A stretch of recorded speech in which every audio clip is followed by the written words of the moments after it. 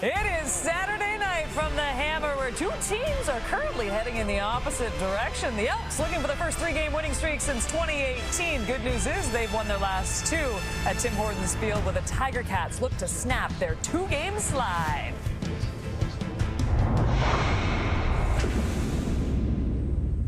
Get down in the place to be. Forget your kids at the door, most definitely. Yeah, girls, B-boys, if you're in the place. Make some noise, come on, shake your waist. Wide open, he's got the space and he's off to the races. Danny won't be caught. Touchdown, Tigers. Pump fake. Now lays one towards the end zone. Gino Lewis, touchdown, Edmonton. Lays it out there. Touchdown, Edmonton. Giddens will boot it away. Looking for a fifth passing touchdown. Wide open in the corner, too easy. Tim White, a five-pack for Bo Levi. And the Ticats embarrassing the Elks in Edmonton.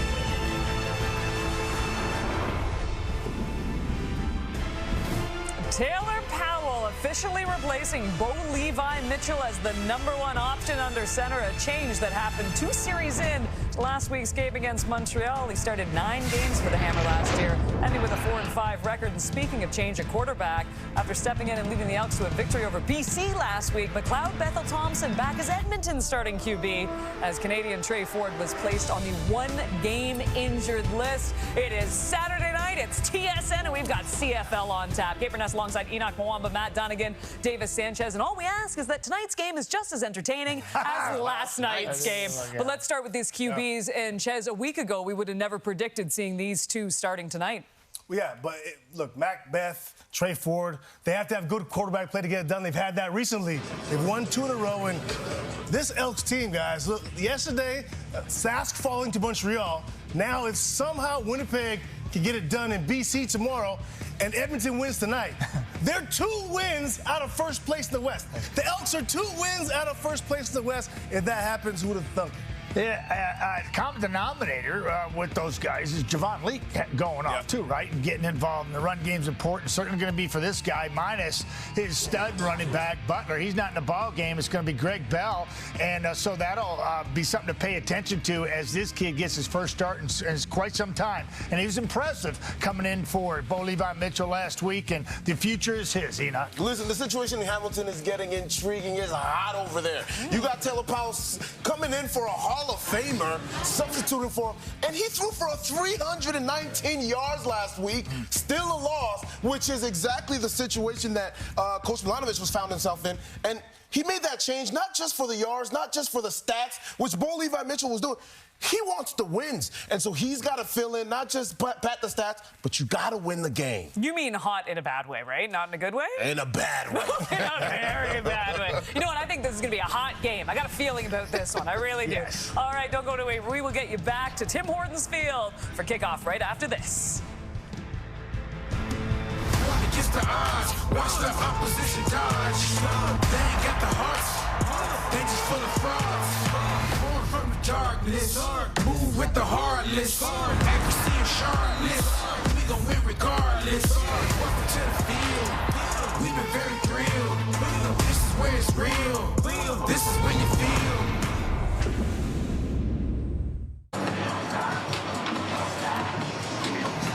Thank you, Kate. It rained here earlier in the day, and there's still clouds on the horizon and the promise of more rain later, and kind of fitting which teams are playing. Both at 2 and 7, both have seen quite a storm. They're hoping it is blown over the way their season has started halfway through it. And Wayne, for the Ticats, who've lost 2 straight coming into this one, it has led to changes, namely at quarterback. It is Taylor Powell going forward. Yeah, revolving quarterbacks everywhere these days, but in Hamilton, their struggles finally led to this change. Couple series in last game, Taylor Powell took over, ran the offense very well, put up good numbers, took care of the football. He gets his first start of 2024 here today.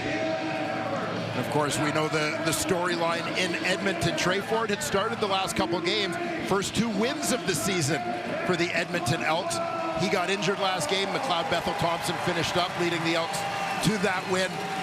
He gets to start today with Ford on the injured list. Darius Jackson, 2-2 as the Elks head coach since taking over for Chris Jones. In his final year as a player, his head coach was Scott Milanovic in Toronto. And it's Milanovic's first year on the sideline with the Ticats. It's been a rough one so far, as mentioned. An 0-5 start. They won a couple, including in Edmonton, and then they dropped 2 games, most recently to the Montreal Alouettes. It was Edmonton winning the toss. They deferred, so Boris Beatty will kick it off to get this underway in Hamilton. Week 11 and the second meeting of the season between the Ticats and the Elks. Tim White on the return duties. Smoke Harris is placed on the injured list, so it could be a busy night for Tim White. And here comes Taylor Powell and some good numbers coming off the bench in a loss in Montreal last week. Yeah, Taylor Powell. There you see those terrific numbers. 52 rushing yards, didn't hurt it. It's all about decision making for the Hamilton Tiger Cats. Taylor Powell doing a good job getting the ball to the right people, check downs when that's what's given, running with the ball when that's your best option. With the injuries at quarterback last year, Powell started half the season. First start this season, completes it 2. Luther Akunavanu, it is coughed up right into the hands of Darius Bratton before Akunavanu could come down. And a turnover right away as Akunavanu remains down.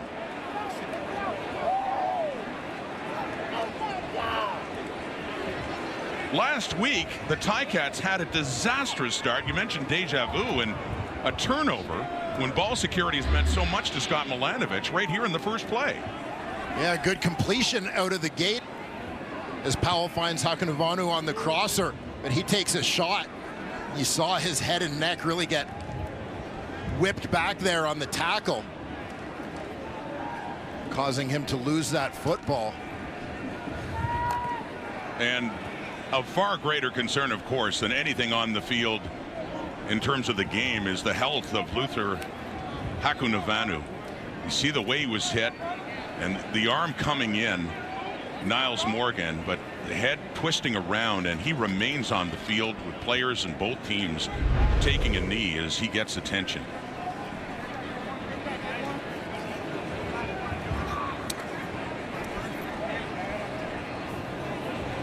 And they are bringing an ambulance out on the field.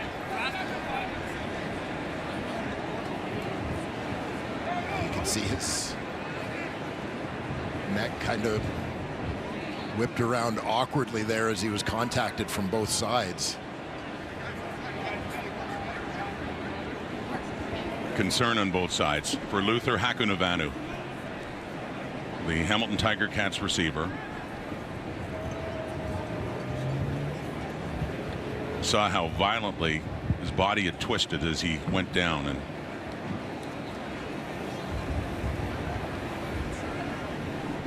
just stunned silence here at Tim Hortons Field on what was the first play of the game.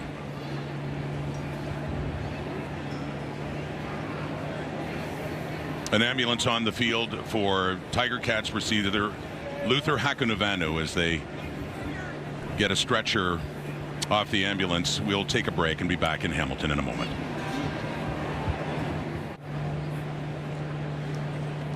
Back here at Tim Hortons Field in Hamilton, and such a troubling sight right at the start of the game. Ticats receiver Luther Hakunavanu on the opening play from scrimmage caught a pass and his head twisted violently. We had showed the replay before, but see the looks, Bo Levi Mitchell, and as I say, players from both sides, as he is still remains down, an ambulance out on the field. And that's where all the thoughts and concerns are for all of us right now. Yeah, there is such an element of fraternity throughout the league. This isn't about Edmonton versus Hamilton. This is guys who understand the risk that each other take week after week, and quite frankly concerned for one of their brothers, even if he's wearing a different colored jersey. Luther, an Edmonton native, played his high school ball at Bishop McNally. Also spent some time in junior football with the Edmonton Wildcats. So ties to that city, as you say, and was drafted by the Calgary Stampeders out of York University. He's in his fourth season, his first season with the Ticats, and had really been becoming a big part of this Tiger Cat team, this offense, a touchdown last week in Montreal. But Yeah, 4 touchdowns in his last 5 games for Hakunavanhu. But stunned silence now, have seen some mobility with his legs. And here's hoping as they take every precaution. It's Harrison Frost, the 3rd-string quarterback with the Ticats, among the many, still just out on the field. Edmonton players as well.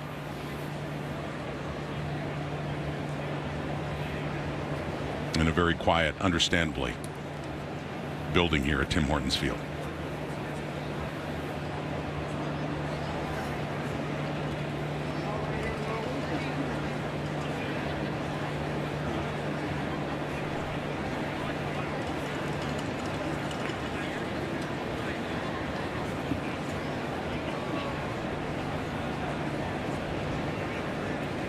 And this is the very beginning of the game. They had the kickoff that was on the opening play, and regardless of when it is, of course, the only concern right now is Luther Hakunavanhu. But these players, in a few moments, have to begin playing again, and which must be such a difficult thing, a physical, sometimes violent game. And yeah, it's a challenge. Certainly, I remember that you get in these situations, and so often in a game like football with the degree of physical contact, the risk is always there, but you don't think about it. Moments like this, as players, kind of remind you, you're reminded that you are not invincible, and it can be obviously a very sobering moment, as you can see. But the challenge for both teams is, after this very serious reminder, is getting back into game mode. You saw Scott Mitchell earlier up in the booth of the Ticats, looking down, and teammates, most of the Ticats still remaining on the field and close by, as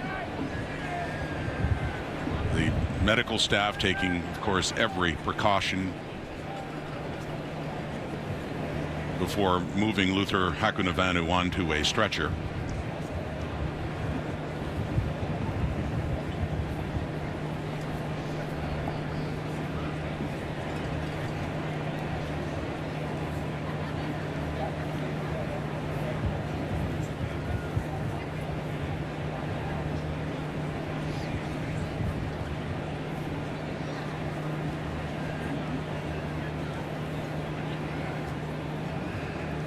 Mentioned that there'd been, it's good to see movement, of course, in his upper body, his arms, and there'd been movement in his lower extremities as well, as a good sign, as they're going to put him on the stretcher. A new Ticat this year in 2024, former Calgary Stampeder Luther Hakunavanhu. 4th year in the Canadian Football League, as you mentioned, drafted by Calgary, signed in free agency this year as the Cats look to get a little bigger in that receiving corps.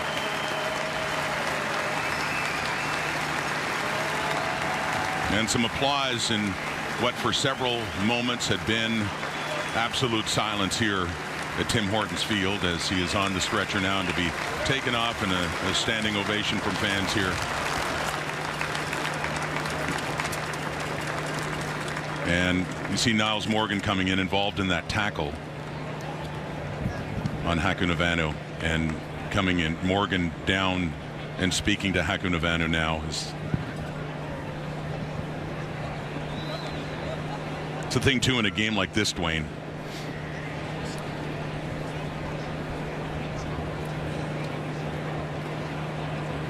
The difficulty for players involved in the tackle as well in the game of football, to see something like this happen. As we say, we seeing Niles Morgan go over. There's a few of the Elks players. Yeah, and understood, right? There's the accepted level of risk that both sides take. Certainly, yeah, you see Niles Morgan, absolutely no ill will. A lot of big, strong, fast-moving bodies out there at the same time, sometimes pushing in different directions.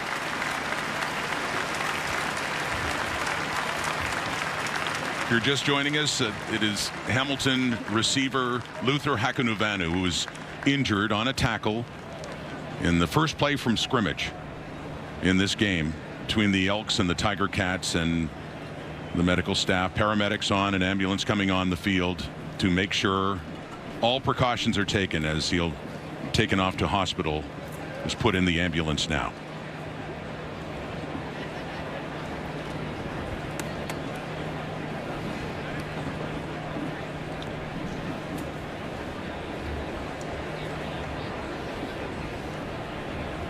And as said, must be the toughest part for both teams to suddenly have to play a football game again. Yeah, kind of put your game face back on. And it's not an easy thing.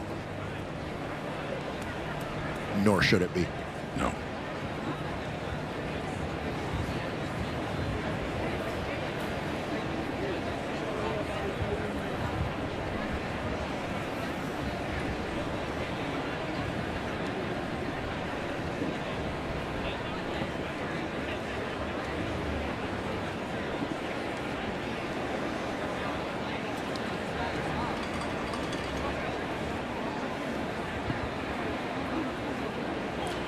The ambulance remains on the field. Luther Hakunuvanu is in that ambulance to be taken off to hospital now, but a delay here. There has been a substantial delay and will be some more as well. And we will be back when play does resume. We're not sure when. Let's send it back to Kate Burness in the studio, Kate.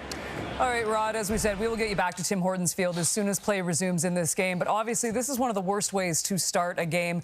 And you know what? We have fun and we talk about football and we see these great games. But then when it's humanized on this level, it just makes your heart drop, Maddie. And I asked you guys, I turned and I go, how do you even continue a game after this, Matt? When you see one of your brothers, one of your teammates go down like this, it's gut-wrenching. Yeah, it is. Been involved with that several times going back. James Bell still affected today, but he's dealing with his the residual effects of the game. And you heard Dwayne say it. It's part of the game. You sign up for it. You know that it's very, very dangerous. You're not putting your life in danger, like those people that serve our countries. But at the end of the day, it's the most physical game out there. It's a collision sport for a reason. And sometimes that happens, and it's very difficult to move forward. But it takes a few minutes. You really have to check yourself and get back in the moment, because it's startling when it does happen. And you can see the appreciation. And I think for the fans, sometimes, it's all about the W's and L's. And but you realize that these people have families, and their careers on the line, they got responsibilities, and that's altered right now. And you got to really wrap your head around the moment and get refocused, because it's difficult. The two things, the first thing everybody thinks about, and our thoughts, obviously, prayers with Luther, is, you think about your health moving forward, off the football. That's the first thing everyone goes to is, what happens in that regard. And then the next thing you move to is your livelihood, because that's all a lot of these guys are at a point where that's what they're doing. This is their livelihood. And so now you go to that. I've been in that situation where an injury happens and you talk to the team doctors, and the first thing that they discuss with you is, you hopefully will be able to come back from this at some point in time. And that hits you, that jolts you, that conversation about, will I ever be able to do this again? And that's not saying this is for Luther. Let's just say, and this is a good part of what we see here, is that everything is precaution nowadays. 10 years ago, 15 years ago, they just would have picked him up and Luther might have walked off the field. And that hopefully he could have done that, but precautionary reasons and how we move forward with this, they're making everything, taking the best, action they can. But yeah, this is kind of the levels and the levels of thought that go into it as a player out there right now. Yeah. Well, we're praying and hoping that the duration of the procedure is more precautionary than anything, and we're glad that that's the case, that they're taking their time and being precautionary about everything. But at the same time, being a part of something like this before, the tough part, the challenge is getting back into the game now, exactly. Right? And rallying the troops. You got to have leaders on the team that can literally get the guys back to focus on the situation, on the game at hand right now, knowing that, hey, look, let's play for our brother. right? Let's play for our brother, and you got to have those leaders intact and in place in order to be able to do that and get back and play. We always talk about it, right? And we saw Jeremiah Masoli coming back from some tough injuries in the last couple of years, and he was able to play. And I said it too during that game. I said, look, it's a physical game, but it is more mental than physical, if anything, because you got to now get back to playing football. Remember your job, how you're going to execute your job, and that's the challenging part as well. I believe in when I've been a part of these situations, I believe it changes the physicality of a game. You can't help it. The natural conversations, Enoch, to your point, the conversations are, we have to try to find a way to get back out in the field or find a way to the leaders leading and get back and one play at a time and play for your brother. The reality also is that you're now watching this, and you can't help but to think what just happened 10 minutes ago, 15 minutes ago. Even though as an athlete we want to, we like to compartmentalize things and move forward. You can in different circumstances. When it comes to the health and something you just see impact you so recently, it's tough to move on and play the same style that you just entered the game with. And we're talking about the duration, we're talking about the duration of this whole procedure as we see the guys going back into the locker rooms. Now, look, we're getting back into play. Now we got to warm up again because, look, we don't want to have more injuries, right? And so everything has to be detailed, and we talk about warming up. We don't want to add to what has already happened. Enoch, I've always been on the receiving end of most of those blows on the offense. We saw Niles Morgan go out there and one of the first men to make sure and to pass his respects on to Luther. You're on the delivery end. That's right. You're on the delivery end. Yeah. Have you ever been in a situation like that where you've delivered a blow and a guy's been down and injured and speak to that, because I'm always on the receiving end, but even the one that's carted off. Well, let me be real. The linebackers in Edmonton right now, they're playing the way that they're supposed to play, the way that they're taught to play. Yeah. Obviously, you never want to play to injure anybody, and I've been on the side, on the delivering end, where, you want to hit guys hard. You want them to feel it, but never to the extent where, you see someone go down or you see the ambulance come on and the stretchers and whatnot. So you do want to hit them. You want to hit them hard. You want them to feel it, but you don't want to cross that line. So you never want to see that. And you saw Morgan go over, too. Yeah. I mean, you could only imagine at that point in time reflecting. I mean, everyone's kneeling on the ground, too. You're looking at him. And we did see him move his arms, too, which was great. By the way, there'll be at least a 15-minute delay if you were currently tuning in. First play of the game, Luther Hawkinubano hit very awkwardly, taken off on a stretcher, but we will get you back to Tim Hortons Field when this play resumes.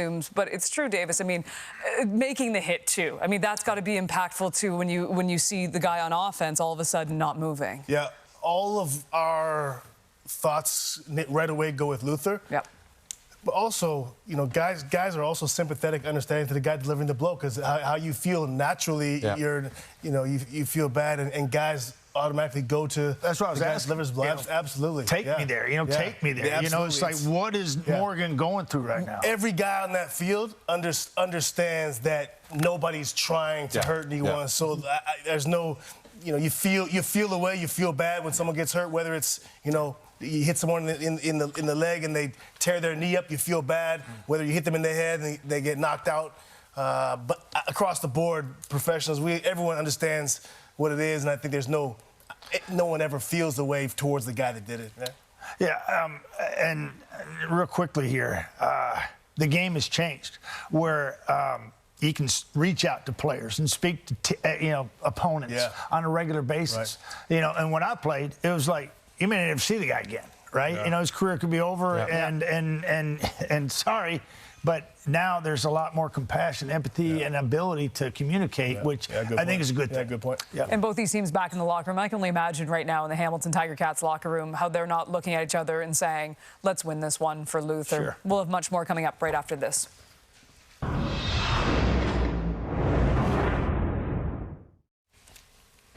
Welcome back to the CFL on TSN. Some concerned fans still in Hamilton now as they just watched Luther Hakanuvanu be transported off the field in an ambulance. He took a massive hit the very first play of the game, and we are currently in a bit of a delay because they are waiting for a second ambulance to arrive at Tim Hortons Field, and as soon as that happens, play will resume. But right now, both of these teams back in the locker room as we wait for play to get back and going. And Matt, we were discussing this during the commercial break, and you were saying right now what these teams are going through as they're waiting to get back on. I mean, it must be a little surreal, almost like a weather delay with a lot more of emotion to it, obviously. But now after going through warm-up, starting the game, then being taken out immediately, cooling down. Yeah. But you said right now it would be a lot more of X's and O's. Yeah, and, coaches are going to be aware and certainly concerned about players and where they're at mentally right now, and they'll ease into that too. But with the delay being as long as it is right now,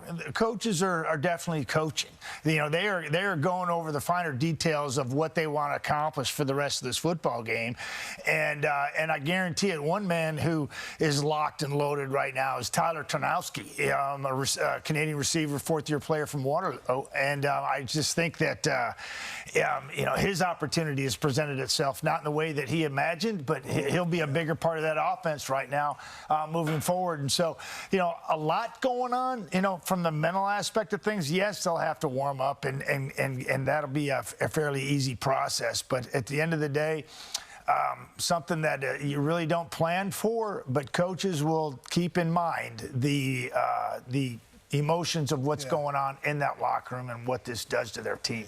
It's a very individual thing here too. Mm-hmm. The fact of how you get ready, how you deal with the timing of all this, and I don't mean that from the X and O part of it or the medical issues with Luther, but each player handles their own warm-up differently. Yeah. So the timing, and somebody who will be important for each organization right now is a strength coach, and to understand his communication with league officials, understanding when the game is likely going to start back up, what's the likely time we'll have to go back and warm up, and then informing the players of that, and maybe giving his advice on what he wants them to do, or each guy doing their own thing. Some guys will stay moving around and fired up, or try to stay going the whole time. I was a guy who would sit. That's what I wanted to do. Yeah, I like to sit. I would stretch. I would calm my mind completely, put headphones on, and just stretch and relax and get my mind. And then when it was 5 minutes to go, I would ramp it up for that 5 minutes. I didn't want to try to ramp it up for the whole 20 minutes because I was just burning energy. How are you, Enoch? I mean, for me, it's the same thing. It's like last tips and reminders, and especially being a linebacker, middle linebacker at that, you want to start to remind guys again, okay, well, remember on this play, this is what we got to do. Hey, look here. And you talked about it already, Maddie. Coaches, hey, look. We got to get back to X's and O's. Look, remember this is what... Mm-hmm. And then you look at the depth chart, hey, who was behind Luther on this particular play? Yes, you were supposed to be replacing him, but this particular play where he might have been the key, he might have had to get the key block. Now we got to talk about whoever was going to replace him. What are we switching on here? And you got to remember, we're dealing with potential racial changes, and you talk about special teams-wise as well, right? Your special teams coordinator is coming. Hey, look, kickoff. Now you got to be on, and you're now the backup for this kickoff. And so there's a lot going on that have to be reminded about before you get back out there. And it all happens with emotions running high. I wasn't one of those players that could just get up and go out there and play. I'd go through a process, with my arm included to get that lathered up, my legs, my lower half, and there's a lot to that. And when that's changed and like this. Yeah, were you like, because there's some players that are like dogs, they can play right away and go 0 to 100. I wasn't that way. Were you that way? No, I mean, I think there's more for the quarterback and what you have to go through and get your arm right and everything that you need to do. Yeah. All right, let's get you back to Tim Hortons Field right now. Here is Rod and Dwayne Ford.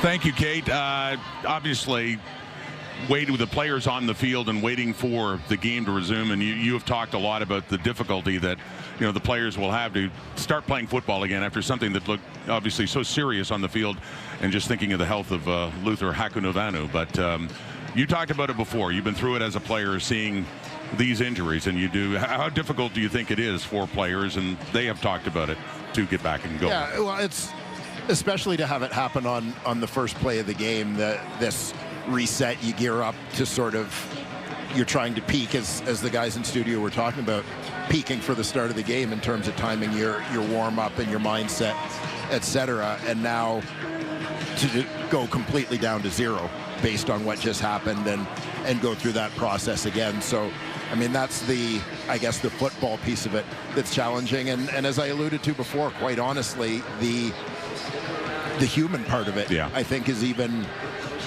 more challenging. As you know, it's a game that in order to play, honestly, you need to go out there with a mindset that you're pretty much invincible. I mean, that's to play with speed, to play with aggression, intensity. That's the way you're wired. That's the way you're thinking. And you have this very sudden reminder that you're not invincible. And for some guys, it can be harder than others to get that out of their mind and get back to playing the game. Now, the longer delay, as Kate had talked about, was to get another ambulance here. Protocol, of course, needing an ambulance on site at all times. So he was taken in one ambulance to Hamilton General Hospital. This is a reaction of players. Niles Morgan with the Elks involved in the tackle, and just kind of a freak incident with Nick Anderson coming in the other way, and Luther Hakunovanu violently twisting his head and neck area. So players went off the field after a certain period of time once he was taken away, once Luther was taken away in an ambulance, and as said, gone to Hamilton General now. So that's the way things stand, and as you say, players now coming back on and will need time to warm up again. Yeah, and to get ready, and hopefully, we hope they've received a little bit of positive information about their teammate, because obviously that's a big part of it too, is concern for one of your brothers, quite frankly, that to know that he's going through something challenging, and you're out here playing a game, sometimes you don't feel quite right either. Well, as said, noticed a movement in his lower extremities, Kate, and we saw him raise his arm as well. And obviously, if we get any updates at all from Hamilton General Hospital and the health of Luther Hakunovanu, we will certainly let you know, and we'll send it back to you as the players start to warm up to resume this game. Well, certainly hoping, Rod, that everything is okay with Luther Hakunovanu. As you see the players back on the field, game to resume in approximately 5 minutes. We will be back after this.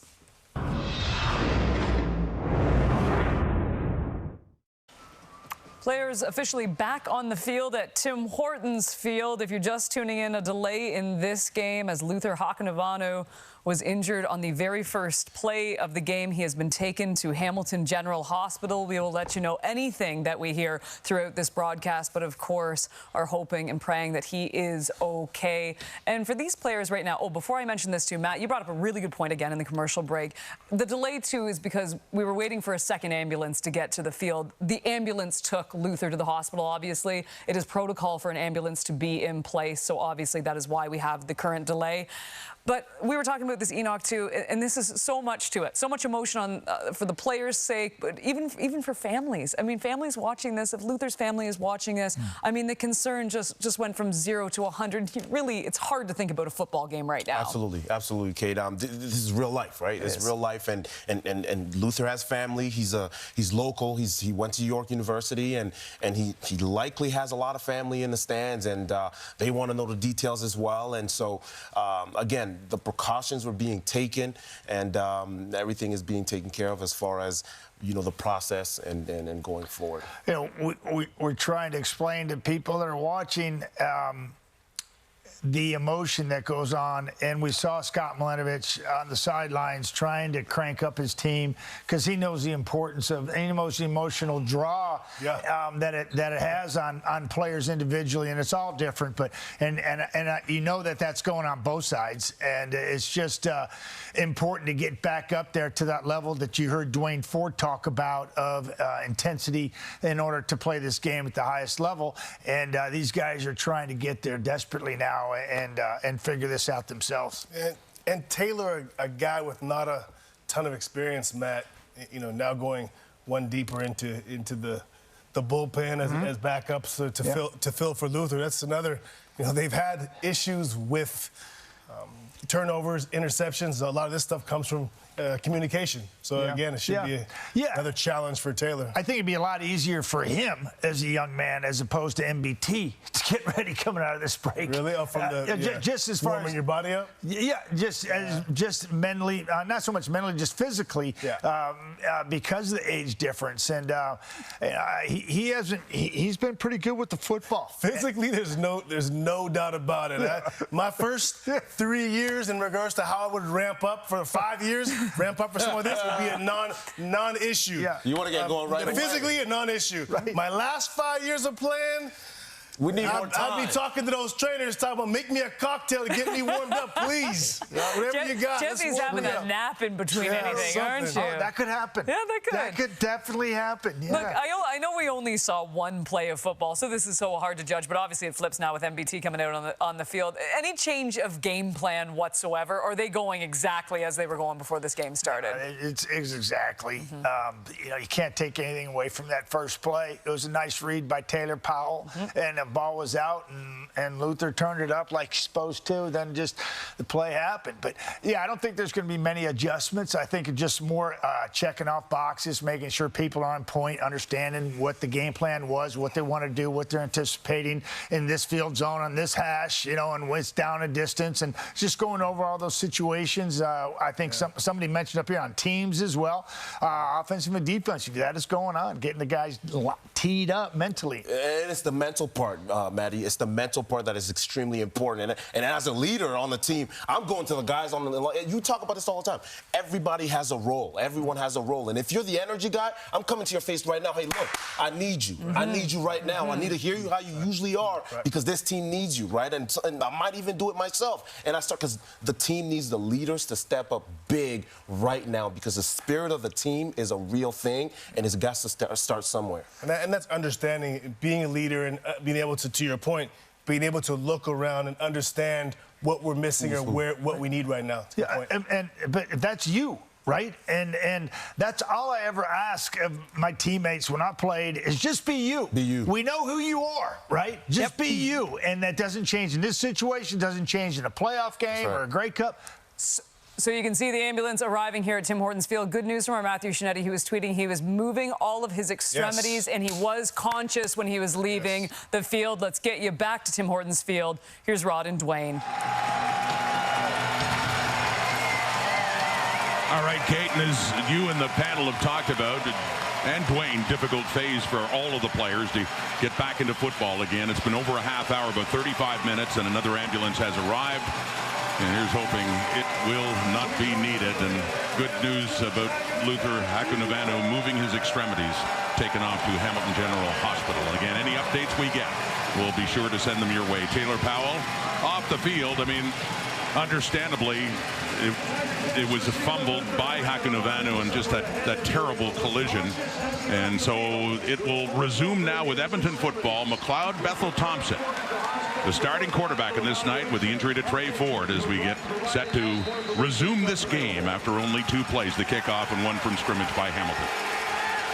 From the 43 of the Ticats, after a 39-minute delay, it's handed off to Javon Lake. And Jamal Peters, his ex-teammate, comes in with a nice tackle to limit that game. Yeah, and McLeod Bethel Thompson, as mentioned, getting the start here today with the injury to Trey Ford, looking for his first win of the season as a starter. He came on and finished up, played the second half last week after Trey Ford suffered that upper body injury. And no gain by Javon Lake on that carry. So a 2nd down and 10, Bethel Thompson and the Edmonton Elks looking to win their 3rd game in a row. Throwing, it is caught too. Geno Lewis has it. Little spin, tries to get away inside the 35 with Richard Leonard hanging on and getting some help from Jonathan Moxey. Yeah, good job by Leonard to make the tackle, wrap him up without any extra yards allowed. I'm not sure if Geno, when he caught this one in space, recognized how close he was to that first down marker as he tried to make a couple of moves, as opposed to maybe just getting upfield directly to move those sticks. Well, he got awfully close, nearly the 10 yards. You're right, about a foot away for Geno Lewis, who did not have a catch last week in their victory over the BC Lions. So See Bethel Thompson out for this play with Dakota Prukop coming in, their short yardage quarterback, to continue this drive as he goes to the left, and he should easily have enough with Ray Wilborn pulling him back and Kyle Wilson there too, and a flag coming out, but looked like it would be enough for a first down for Edmonton. And it was announced by the referee Tom Valesi that it's an offside against Hamilton, so they'll move it 5 yards up, and it is indeed a first down for the Edmonton Elks. And it's been interesting to watch in the opening minutes of this game. I know on first down, first play from scrimmage for Edmonton. We know Edmonton wants to run the football. That's where they've had success their last couple games. Hamilton at times playing with 3 defensive tackles in the ball game. There they are running it. Javon Leake, who after the injury to Kevin Brown has become their feature back. They brought him in for special teams, but he's been great on offense for him. A look at their offense now. Yeah, and some change in the offseason to that offensive line, added depth with former #1 overall pick Shane Richards. He gets the start at right guard. A lot of talk about Javon Leake coming in at running back. Another change I like in this lineup has been the addition of Tevin Jones in that receiving core. A guy who had a strong start to last season with Saskatchewan, tailed off a little bit, released by Montreal in camp this year, but has been very noticeable. The size and strength he adds to that receiving group. 2nd and 7 from the 26 of the Ticats. Throwing off to Leake again. Been dangerous as a runner and those short yardage plays, those short passes, as he picks up another first down with the Elks getting closer now. And Leake finds himself with a lot of space as he catches this one just bubbling or swinging out of the backfield. Open yards in front of him to go pick up that first down. Gets it down to the Tiger Cat 15. The opening possession by Hamilton on that awful injury to Haku Novano. The ball was fumbled and picked up right into the hands of Darius Bratton. And this is Edmonton taking advantage of the field position now. And down inside the 10 for Curly Gittens Jr. as he gets it down close to the 5. And very close to another first down. Be about a yard shy. Curly Gittens Jr. had a tremendous season catching passes a couple years ago from McLeod Bethel Thompson when both were Toronto Argonauts. Looking to continue that chemistry with his quarterback. That was his 51st catch of the season, and up to around 440 yards receiving for Curly Gittens Jr. in his 5th year out of Wilfrid Laurier University, just down the road from Hamilton. 2nd and 1. The Hamilton 6. It's kept by Prukop, and he easily gets the first down. He gets down to about the 3. It'll be a 1st and goal coming up here for Edmonton. Dakota Prukop, one of the many CFL quarterbacks in the last few years, who's carved out a pretty good niche for himself in these short yardage situations. Nice execution there from both quarterback and offensive line to pick that one up with ease. A couple of nights ago, we saw Tommy Stevens pick up 3 touchdowns in Calgary's game against Ottawa. Prukop was leading the CFL in touchdowns with 7 of them coming into the week, and getting close to that point now as he stays in. It's a 1st and goal, Edmonton from the 4. Dakota Prukop at quarterback. He's handing off. Javon Leake, no, excuse me, it is Rankin. Another new running back, Justin Rankin, who has another touchdown in this, just his 3rd game with the Edmonton Elks. Rankin had one receiving last week in the win over BC, and he has a rushing touchdown now as well. Yeah, watch the safety. Katsantonis coming on a blitz. Nice job by Mark Cordy, the center, to come off and pick that one up. Keeping Katsantonis from disrupting the play, allowing Rankin to go in standing up for the major. In 2 games, and really filling in for the injured Kevin Brown. He had 17 carries, 137 yards. He also, as mentioned, had the receiving touchdown, 4 catches for 31 yards. Forrest Beatty the point after. Justin Rankin, who was cut in training camp and brought back because of the injury concerns at running back, had one last week and has one just a moment ago to give the Elks the early lead, 7-0 in Hamilton. Last week in Montreal on just the second series for the Ticats, Bo Levi Mitchell going to his right and threw it back, and it was intercepted by Darnell Sankey, and that was enough for Scott Milanovich, even though he was leading the CFL in passing yards, to go with Taylor Powell. Yeah, the interceptions, turnovers had been a concern for head coach Scott Milanovich and the Hamilton Tiger Cats, and I think particularly as a veteran guy, you talk about throwing it across the middle. He had thrown a very similar interception the week before in the home game against Montreal. And I think it was just concern with that decision making that led to the switch for Scott Milanovich. Back for the kickoff is Jonathan Moxey. And coming in hard is Leon O'Neill on the special teams tackle, as the Ticats keep looking for answers in the return game as well. Smoke Harris injured and out in this game. So here's Taylor Powell, who, as we mentioned before, would look pretty good coming off the bench last week in Montreal. Yeah, he was terrific. Completed 30 of 38, over 300 yards through the air. A couple of touchdown passes in that ball game. And I think most importantly, combination of a couple of things. No interceptions thrown, but also using his legs well. 52 yards on the ground for Powell when forced to run. Greg Bell is the running back in for the injured James Butler. Bell in his second game with the Ticats. He played back at the end of June in Ottawa. Here's a look at the rest of the Elks. Yeah, and those offensive tackle positions continue to be something of a revolving door. Quinton Barrow back in. Joel Figueroa to the injured list. Jordan Murray slides from right to left. And as mentioned, Greg Bell back in the lineup. They like his explosiveness.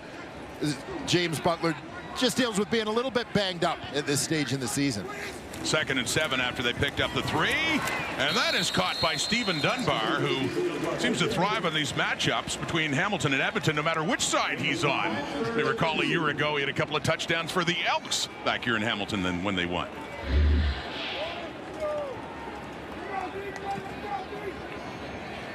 Here you see Dunbar motioning down towards the box. And then just releasing to the flat.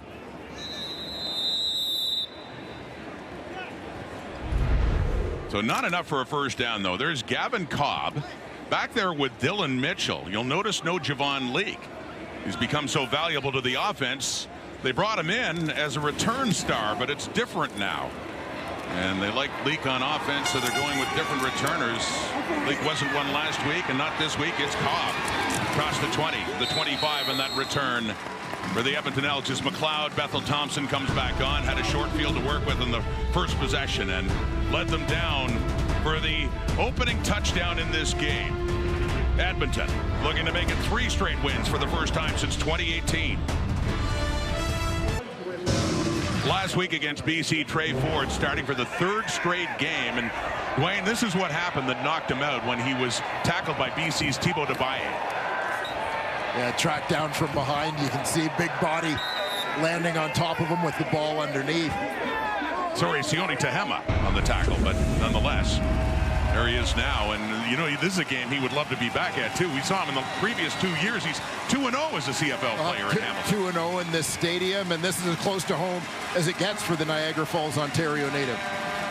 But it's McLeod Bethel Thompson, who played well coming off the bench for Ford last week, handing it off as they try to establish that running game again. Nick Usher limits Javon Leake to about a yard on that play. And looking at that Cats defense, Brandon Barlow leading the Cats pass rush from his defensive end position. DQ Thomas done a nice job at the middle linebacker spot. Also a presence on special teams for this Hamilton group. And they get a little experience back in the secondary.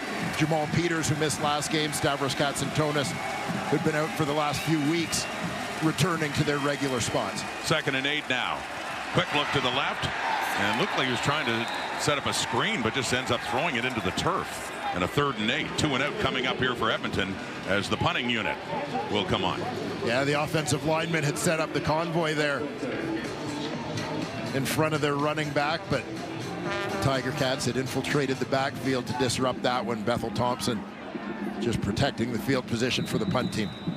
So Jake Julian from Barrie, Ontario, back in Southern Ontario, and the leading punter in the Canadian Football League. Leader in net punting too, and gets his first one away. And on the return, it is Jonathan Moxey, again doing the returning right now for the Ticats.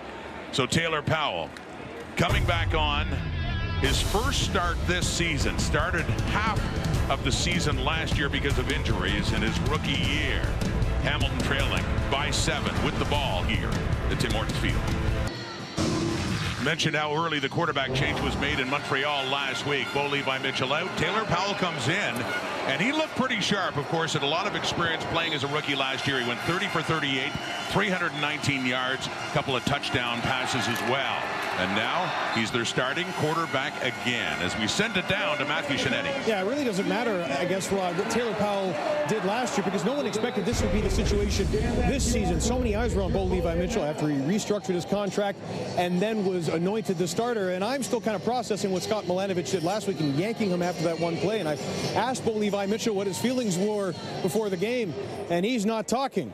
Taylor Powell, though, when we asked him this week what he feels different this season, he said it's nothing tangible, but I feel more comfortable in the system, in the offense. Scott Milanovic says that he spoke to Bo after the last game in Montreal, spoke to the team this week, and yet Taylor Powell has had success, as you said, Rod, but still feels like there's something unsettled here in Hamilton. And Matthews starting at his 26 now, throwing to the right. Deep route intended for Dunbar, but it falls shy. But yeah, the circumstances are different for Powell this time around. Last year they needed him.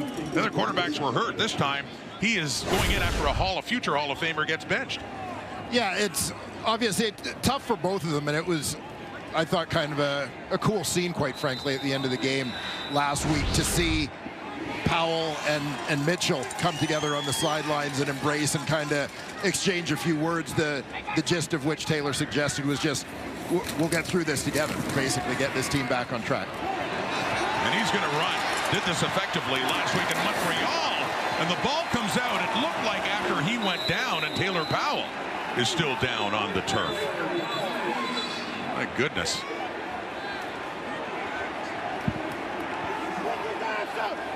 Now training staff coming on to look at Taylor Powell, who chose to run, and Bo Levi Mitchell, lo and behold, we just talked about this, is coming on the field now. He'll be at quarterback for at least the next 3 plays, with Taylor Powell taking a hard hit when he decided to take off. And I'd mentioned before, with less pressure coming on him against Montreal, he ran the ball quite effectively when he came off the bench for Mitchell last week.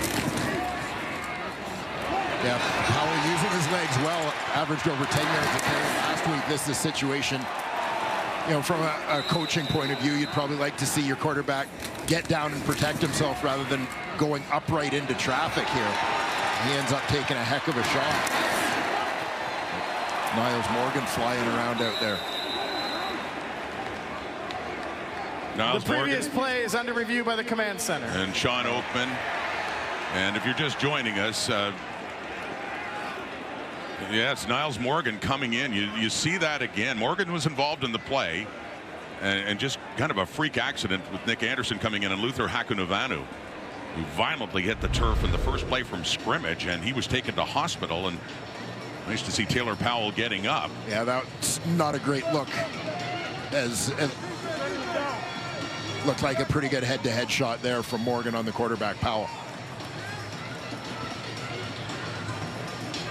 And going into the tent and looking a bit woozy as he heads in. So Bo Levi Mitchell, early in this game, just past the midway point of the first quarter, is called into action for being benched last week early against the Alouettes. So the ball had come out. They review, was it a fumble? Here's what's decided at the command center. After review by the command center, the quarterback was down by contact at the 43-yard line. It'll be Hamilton ball, first down. So Hamilton maintains possession of the football. Concerns now for their new starting quarterback, Taylor Powell. Again, on his way down, takes a big shot from Morgan, whom he didn't see coming.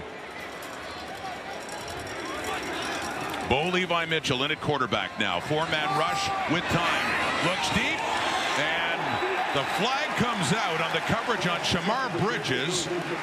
It's Kai Gray of the Elks, their boundary corner, the one getting flagged for it, as the Ticats offense will quickly move up the field.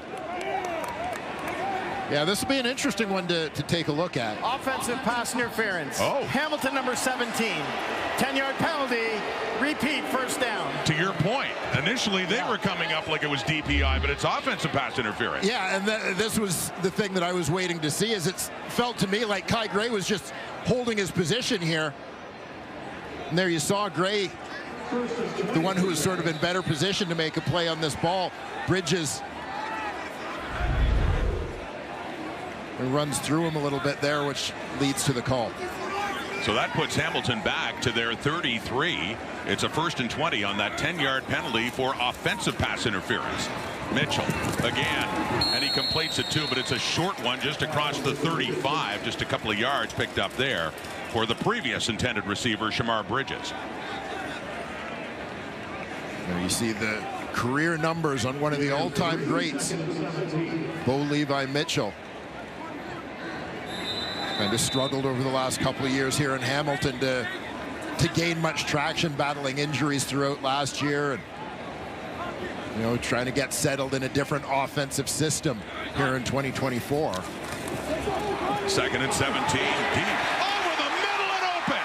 It's Greg Bell, new running back in for the Ticats with a big catch, went down, got up again, and Morgan finally upends him down near the 10.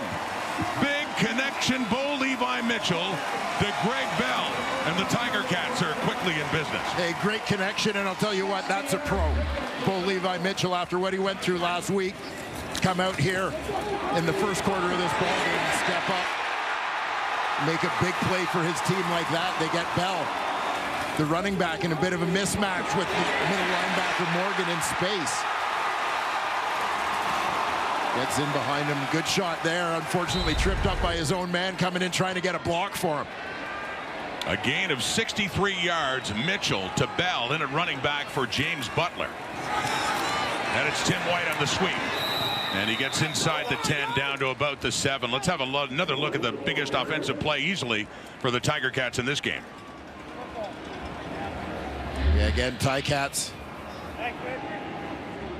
anticipating what they were going to get coverage-wise. Tyler Ternowski, he sees Morgan in pursuit, which Bell can't see. He's trying to get an angle to make sure that Morgan can't get to his guy. Unfortunately, just clipped the heels of Greg Bell and took him down. Nonetheless, inside the 10, 2nd down now coming up. 2nd and 6 at the Edmonton 7. Ticats down 7. Looking for a shot at tying it up. Mitchell with time, bumps, dumps it off to Bell, and he doesn't catch it, and the Elks say they have it. Derek Moncrief, the strong side coverage linebacker, in on Bell, and we do have a turnover. Went off Bell and into the hands of Moncrief. So another turnover. Edmonton will take over deep in their own zone. Huge turnover, untimely for the Tiger Cats. Big play by the Edmonton defense. Keep an eye on Moncrief right behind that goalpost, sitting in the bottom left of your screen, and just right through the arms of Greg Bell. And Moncrief gets underneath it, keeps it off the turf. Well, as frustrated as Scott Milanovich has been with ball security for Bo Levi Mitchell, he can't hang that interception on. Not at all. Just in and out of the hands of Greg Bell. And see Taylor Powell for a moment there.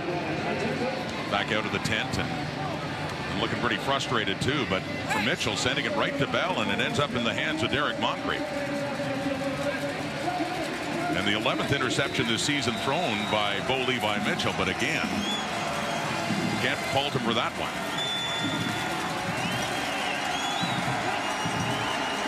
2nd and 10 now. Edmonton at the 4. And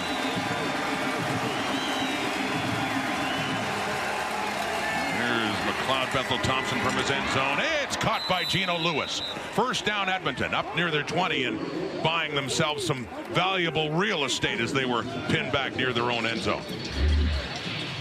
Yeah, nice throw from Bethel Thompson out from under his goalpost. Remember, from there, he's only working with half the field. You can't really go left because of the goalpost. You don't want to risk throwing it to that side. So working with half the field, Geno Lewis doing a nice job to box out Jamal Peters to go get that catch convert this one to a first down. Bethel Thompson is 4 for 6 for 44 yards. It's a 1st and 10 at the Edmonton 20. Little pump fake. Finds the open receiver again. It is Gittens with his 2nd catch of the night. Up around the 28 of Edmonton, and a 2nd and short will be coming up for the Elks.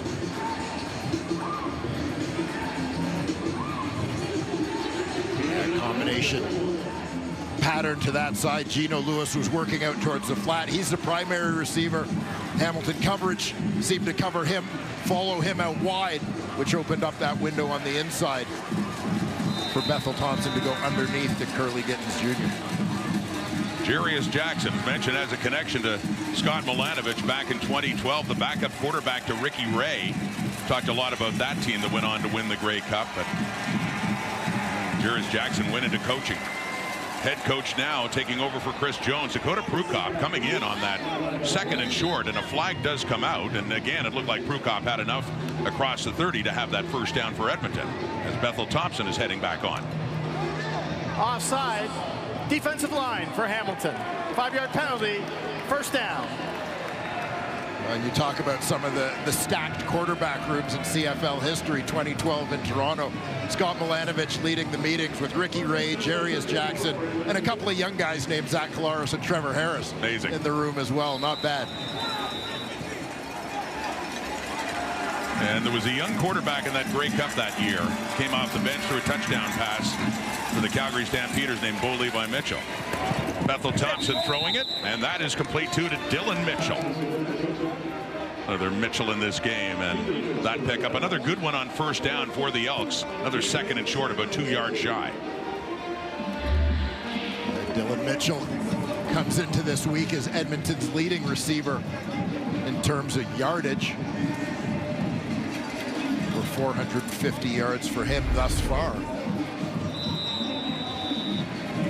Certainly a chance with a strong second half to make a run at 1,000.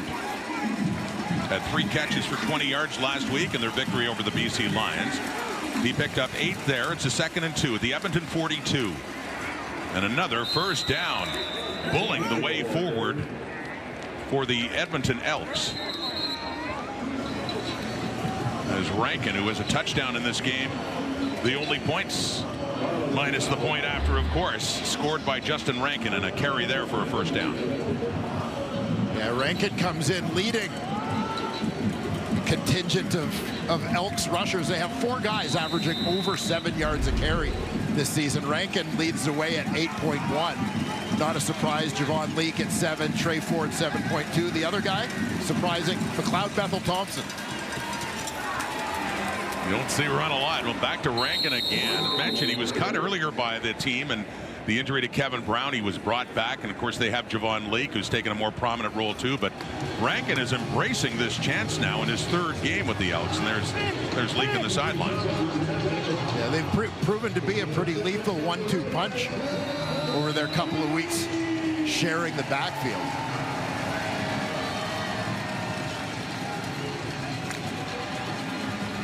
Last week, Rankin against BC had 7 carries for 77 yards and 1 catch for 17, and a touchdown thrown to him by Bethel Thompson. Back to the ground, back to Rankin. He keeps his push going. After first contact, he picked up another 3-4 yards and another first down. And the last play of the first quarter. Very somber note to start with that injury to Luther Hakunavanu. The teams went to the dressing room, and after more than a half-hour delay coming back out, Edmonton got that touchdown by Rankin. That's a difference right now heading into quarter number 2 and a 7-0 Edmonton lead. The CFL continues to mourn the loss of legendary offensive line coach Dan D'Orazio, who died earlier this week of cancer. Dan joined the league back in 1998 with Calgary after coaching in the U.S. college ranks for 26 years. After 5 seasons with the Stampeders, he moved with Wally Buono to BC, spent several more years developing all-stars, earning the love and respect of players wherever he went. He had a hand in 4 Grey Cup titles, 2 in Calgary, 2 with the Lions. Our deepest condolences to Dan's wife Lisa, his family, and everyone in the CFL community whose lives were touched by Coach Dan D'Orazio. Among the many The morning is lost. I am standing beside one right now. Dwayne Ford, a fullback with the Stampeders in 1998 when D'Orazio arrived at the Canadian Football League. And I know you have very fond memories of your old coach. Yeah, absolutely. I think about Dan, it makes me smile because he was such a unique character. Quirky guy, incredibly quirky guy, but one of the greatest teachers I ever had the chance to work with. Eugene Lewis has the catch. He turns around. He gets inside the 20 and down to the 10. Stavros Katsantonis taking him out. But keep telling me more about Dan D'Orazio. Well, I mean, I remember Dan's first meeting with us. You know, for me as a fullback, I was always in the offensive line meetings. Our first meeting of training camp in 1998. Long meeting, probably, you know, went for well over an hour. Dan did not stop moving around the room, demonstrating, teaching things, talking nonstop. It was so amazing. He actually got a standing ovation from all the guys in the room at the end of the meeting. It's a first and goal now. Eugene Lewis with the brilliant turnaround and run after that catch from McLeod Bethel Thompson. First and goal, and handing off Javon Leake. Winds his way down just inside the 5. We just saw a shot of Jarius Jackson, and we talked to him a couple of days ago and asked him about Dan D'Orazio. They had a history, of course, with the BC Lions. He was visibly very emotional talking about his friend. Yeah, I mean, a history that started when Jarius was a player coming into this league. Dan D'Orazio was the offensive line coach, and a relationship forged. Then they later had an opportunity to coach together, and Jarius talked to us at length about what a mentor Dan D'Orazio was to him, helping him understand some things from an offensive line perspective, protections, and so on. Second down and goal. It gets batted down at the line of scrimmage. So the Ticats get the hands up. There's Casey Sales making a difference and forcing what looks like, yes, a field goal situation coming on Boris Beatty. So, and Scott Milanovich, too, head coach of the Ticats. And I didn't know this. He too, had a history with Dan D'Orazio. Well, yeah, I mean, you mentioned Dan having coached for 26 years in the U.S. college ranks before he came up to the Canadian Football League. But one of his stops was at the University of Maryland. He was offensive coordinator when Scott Milanovich was the quarterback there. And the two of them, of course, after their time at Maryland, went on to become good friends while working in the CFL.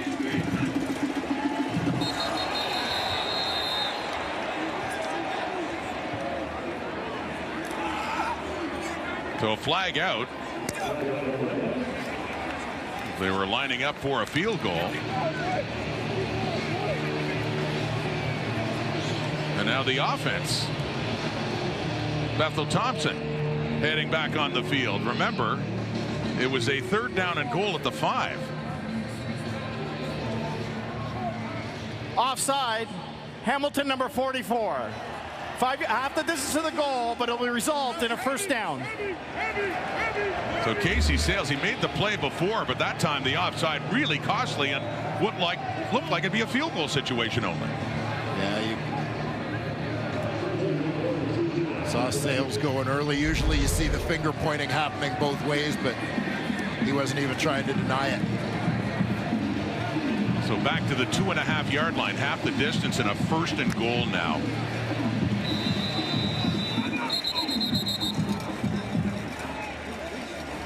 Edmonton with a great chance now to double their lead. And the penalty story is really costing the Ticats this season, certainly this game. McLeod Bethel Thompson led them down for their last touchdown, but that was scored on the ground. They go that way to Javon Leake. 3-2-1 in for the touchdown. Both of the running backs scoring touchdowns tonight for Edmonton. Rankin first, and now Javon Leake with his 5th touchdown of the season. Yeah, Leake with a nice cut here, bounces it wide.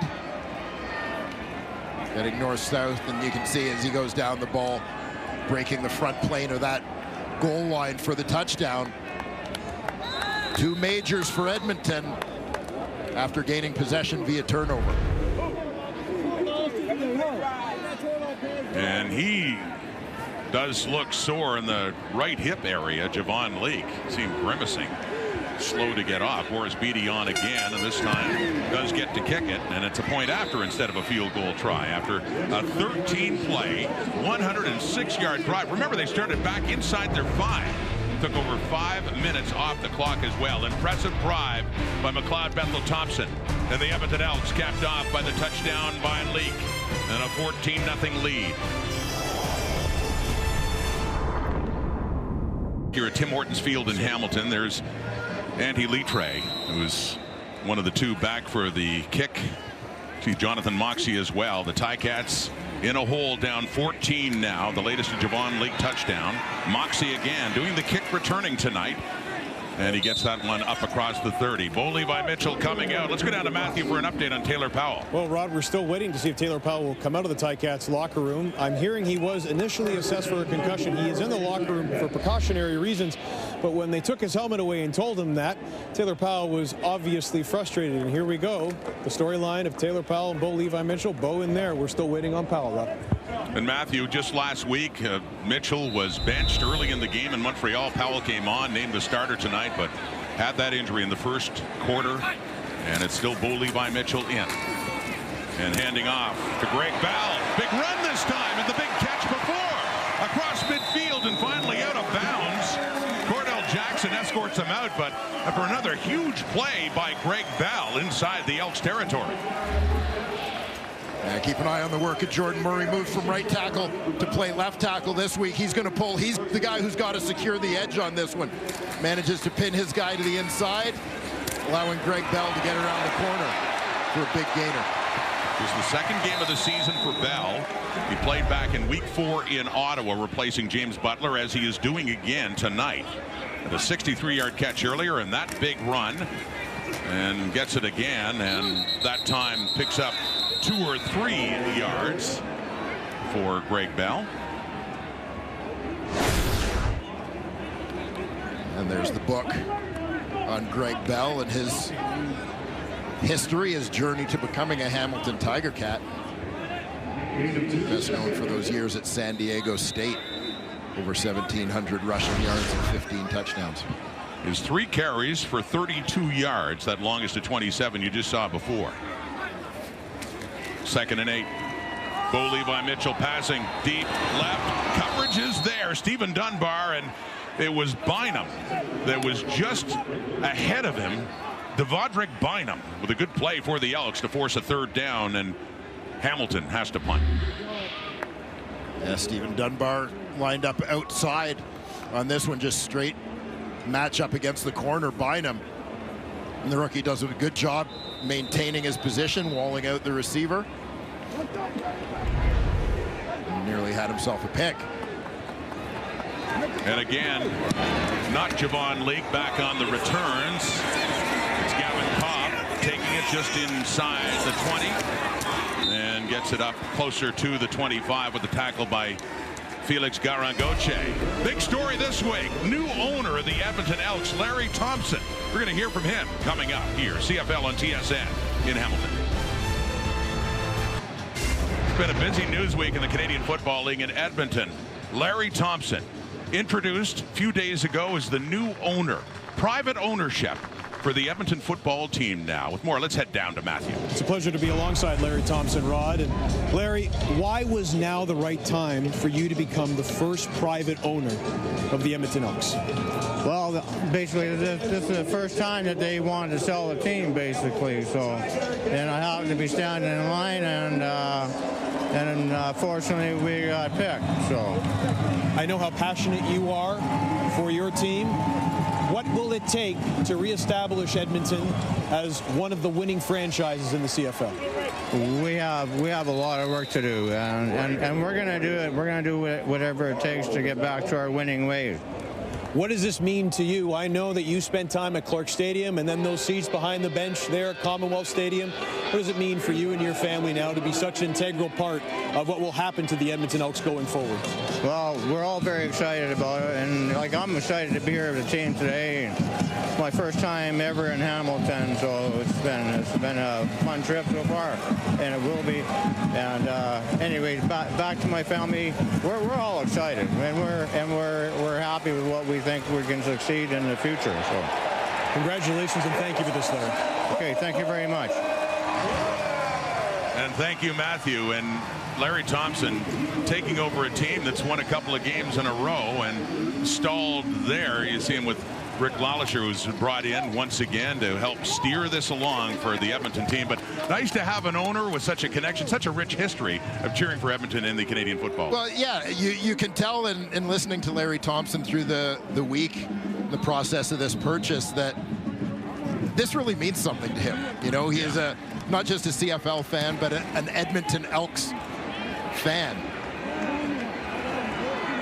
Jake Julian the punt, Jonathan Moxey on the return, across the 35. Looked like he was going out at first and still picked up another few yards in that return by Moxey. But yeah, the connection, season ticket holder. Going back to Clark Stadium back in the 70s and even earlier. So he knows the good and bad of that franchise, and that's good for Edmonton to see a man like that come in now to take charge. Yeah, and just looking to restore some of that pride that has existed in the green and gold and amongst their football community for so many years. Return by Moxey up to the 44. Bo Levi Mitchell at quarterback after an injury to Taylor Powell, who started the game. Another deep throw to an open receiver. Keandre Smith gets in on the act with his first catch, knocked down by Luchez Burivoy, but a big first down for the Ticats. With Mitchell, they've been able to move the ball. They had the interception deep in the Elk zone, so they still don't have any points on the board. And Keandre Smith getting a little more opportunity this season to play inside rather than as a wideout, getting a lot of looks. He's earned the trust, certainly, of his quarterbacks through his first couple of years in the Canadian Football League. Had 445 yards receiving coming in, and he does lead the Ticats with 5 receiving touchdowns, 1st and 10 at the Edmonton 45. Open again is Smith. And he breaks a tackle, and Niles Morgan finally takes him down, but back-to-back first down catches for the product of Guelph, Keandre Smith. And great awareness on this one as he's coming across the middle. He recognizes the middle linebacker is going to be there in Niles Morgan, but keeps his focus on the ball, and then immediately able to redirect, dodge that linebacker to pick up the first down. Bo Levi Mitchell in relief of Taylor Powell's 4 for 6 for 99 yards from the Edmonton 33. Gets rid of it. And it is shy of the end zone. The intended target is Shamar Bridges. The closest to it was Kai Gray, as that one fell shy of the goal line. So a 2nd down and 10 is coming up. Yeah, and Bo has to stand in there waiting for someone to get open. He's going to end up with a couple of Elks defenders closing on him. Taking a bit of a shot there as he puts the ball up. Hoping Shamar Bridges could go get it. Sean Oakman coming in with Elliott Brown as well. Nearly getting to him. 2nd and 10 with time. Off to the right to Bell. Had a good first half as he gets it down to the 25 and just his 2nd CFL start with these Ticats. First one in 7 weeks. Down to the 25. We got a 3rd and short coming up. It's about 2 yards shy. And the field goal team will be coming on now to see if they can get their first points on the board for Mark Leggio. Yeah, a full 2 yards to go. Still lots of football to be played. Ticats want to make sure they get some points on the board. And don't want to give Edmonton any more momentum at this stage either by coming up empty on the drive if they gamble on 3rd down. Mark Leggio, 19 of 21, longest to 47. This one much less than that from about the 32.5 put down by Nick Constantinu. And through it goes. So Hamilton is on the board. Under 7 minutes to go until halftime, and what's turned out to be a very nice night here in Hamilton after a rainy day. We'll be back.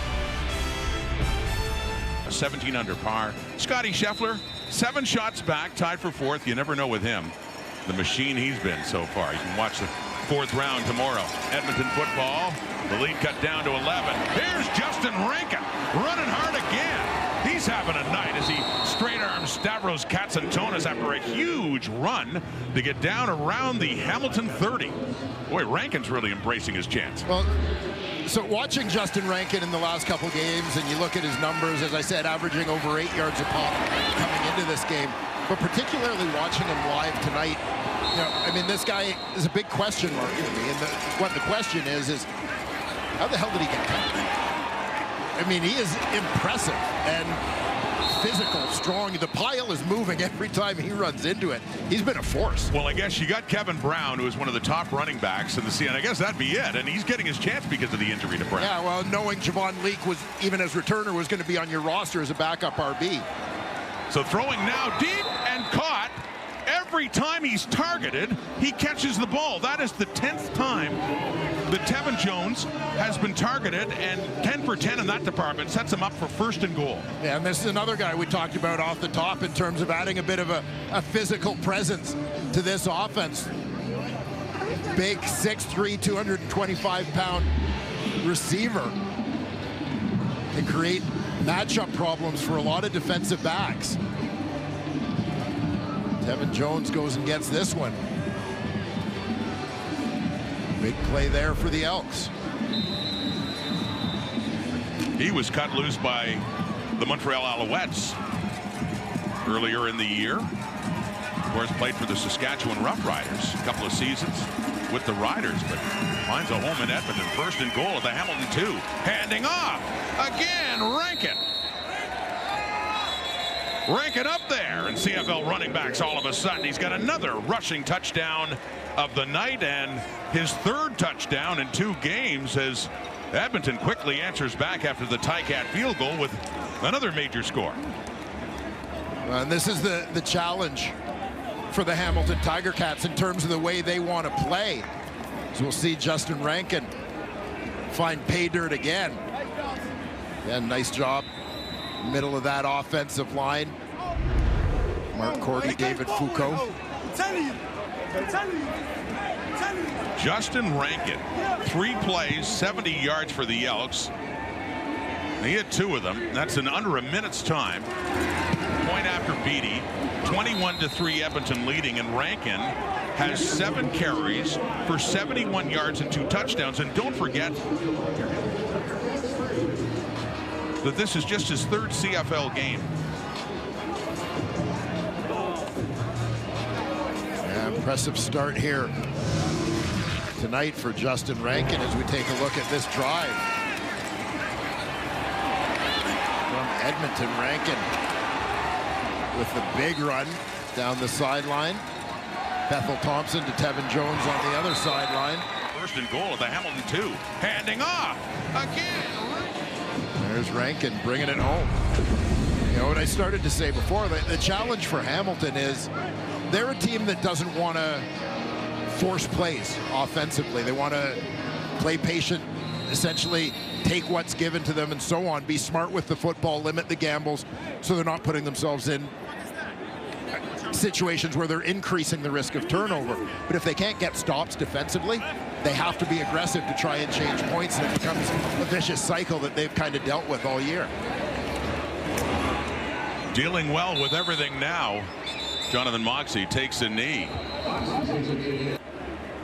on that deep kickoff, and Moxey takes the knee and gives up a point. It's 22-3 now, a 19-point lead for the Edmonton Elks.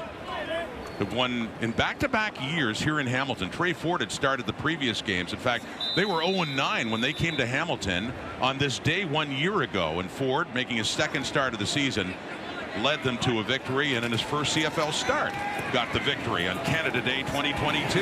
There's Greg Bell. And he is pushed late by Nick Anderson. Fans calling for a flag, and tempers starting to flare a bit as he's pushed into the signage. Bell makes a really nice move on Niles Morgan. The middle linebacker is chasing him, getting into position, freezes him. Able to dash outside. I think that one looked a lot uglier than it was. I think at the end that Anderson's actually trying to grab him and hold him up.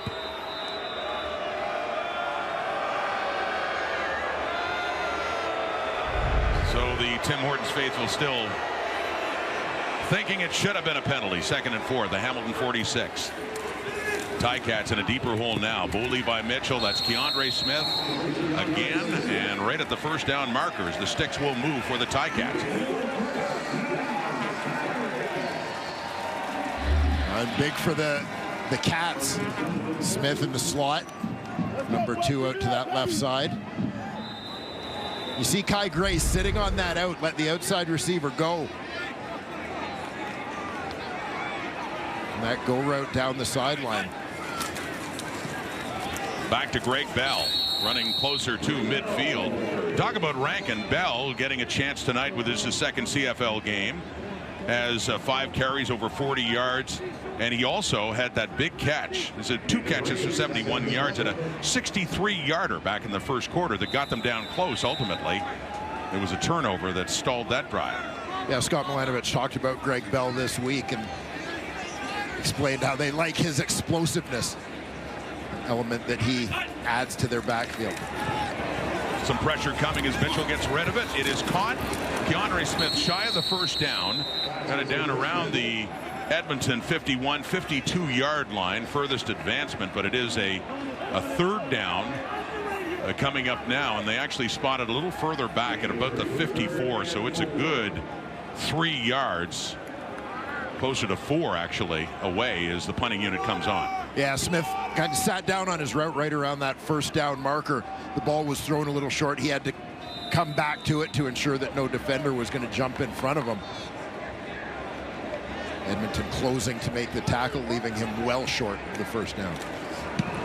The left-footed Aussie punter Nick Constantino in his first year. The Ticats, and the flags come out for no yards on that return by Luchez Purifoy up at the Edmonton 25. They'll tack on more now as we get closer to the 3-minute warning. And a comfortable lead right now anyway for McLeod Bethel Thompson. No yards. Hamilton, number 42. 15-yard penalty, first down. And the Edmonton Elks, Bethel Thompson started the first 7 games, and they lost them all, even though he had some excellent games in there. They just couldn't win some close ones. Trey Ford took over. They won a couple, but with Ford injured last week, and he helped off the bench, Dwayne, against BC, get their second win of the season. Yeah, certainly did. McLeod Bethel Thompson. You know, we talked about Bo Levi Mitchell, veteran guys being a pro. Sometimes part of the business, right, where you have to give up some playing time, give someone else an opportunity for whatever reason, allowing the team to try and have a different look and get back on track. But you always got to be ready to go back in. You can't sort of burn that bridge or close that door.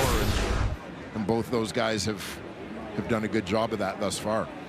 And obviously the records do stand out with Ford 2-0, and Bethel Thompson as a starter did not get a win. But we saw a game that McLeod Bethel Thompson played going back to Toronto against his old team back in week 3, I believe, and he was outstanding. That was his best game of the season, and they lost in a walk-off field goal, as they did a few days later in BC.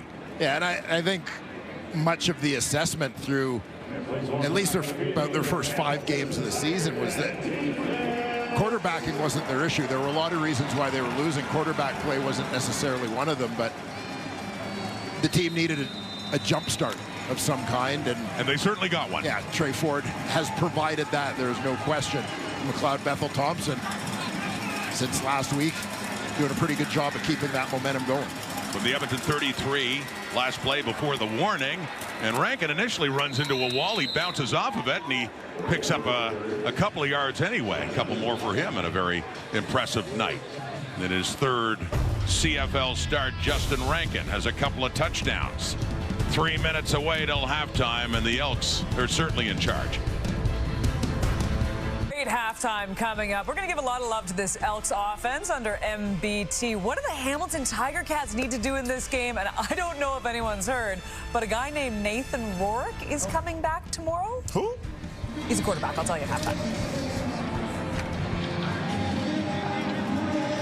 BC Lions, Winnipeg. Thank you, Kate. Forward to hearing comments from you and the panel, and looking ahead to tomorrow. BC plays in the return of Nathan Rourke. Their first time since 2022, and that's Rankin again, receiving in and taken down there by DQ Thomas. So we're late in the half, and the third down coming up here for the Elks. McLeod Bethel Thompson getting the start because of last week's injury to Trey Ford, and Bo Levi Mitchell in at quarterback for the Ticats after Taylor Powell, getting his first start of the season after taking over last week, was injured. Like a head injury and went first into the tent and then was taken off. And so it's Mitchell back running the Tiger Cats offense. Been able to move the ball, but not cash in, and they only have 3 on the board. 22-3 the score. They will get it back, though, with some time. So 2.5 minutes left until the half. Jonathan Moxey, he's been on the returns tonight inside the 10. Covered well. Ball comes out. Joel DeBlanco's on it. And another turnover as Edmonton, they'll be the ones that have the chance to find the end zone before halftime and see if they can add to their lead. That kind of night again for Scott Milanovich. The rookie DeBlanco, the first pick taken in the draft, is the one who comes up with it. Yeah, rookie linebacker from University of Cincinnati, dual Canadian-American citizen. Coming up with a big play there on teams. He's looking for a little kickstart to his rookie season as well. This guy was absolutely fantastic at the Combine and spent some time National Football League camps, XFL as well. Spotted down at the 11. Bethel Thompson goes to work to the end zone for Lewis. All tied up with Richard Leonard. 2 of them were toe-to-toe as the ball headed Lewis's way. That's incomplete. Second down coming up at the Hamilton 11. Yeah, this is a nice battle between a couple of veteran players. Out to the right side, Lewis versus Richard Leonard. Veteran Leonard on the corner doing a good job, again, maintaining position, getting a hand free to make a play on the ball. McLeod Bethel Thompson suggesting he could put that one in a better place for Eugene Lewis to make a play on a smaller DB. Want to get it up high. Still another chance to find the end zone. 2:10 on the clock. Hamilton 11. There it is. Touchdown Elks. Dylan Mitchell has it. That's his second touchdown of the season, and Edmonton is really pouring it on. He was wide open just inside the goal line. Another touchdown pass for McLeod Bethel Thompson. Nice read, nice execution there from Macbeth. Got Mitchell taking the middle, gets his head around, ball's on route. Grabbing it for the touchdown before the defender Moxey has a chance to make a play on it. And Bethel Thompson, the Elks offense, benefiting from that great field position on special teams. On the fumble by Jonathan Moxey, recovered by DeBlanco, and they had only 11 yards they needed to get in, and they do in their second try. Dylan Mitchell out of Oregon comes up with a touchdown, and that is Jonathan Moxey. You just consider the compounding of problems here. Couple injuries already, obviously, for the Hamilton Tiger Cats in this game. Moxey stripped of that football as the return man. Not really a familiar position for him as far as his Canadian Football League career. But with Smoke Harris down, he's taking on those additional duties. Comes up to try and make a hit on Mitchell.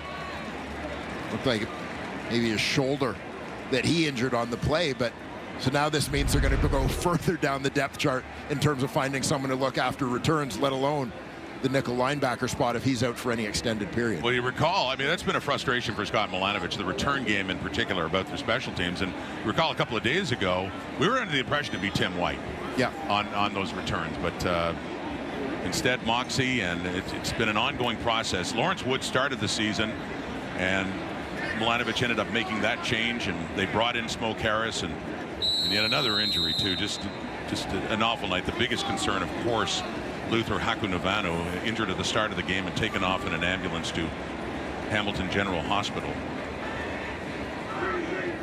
Boris Beatty. Edmonton drives. Touchdown, 2 and out. Touchdown, 2 and out. Touchdown, 2 and out. Touchdown. So the good news if you're a Hamilton fan. Yeah, 2 and out next time. Kate Burness, Davis Sanchez, Matt Dunnigan, Enoch Mwamba.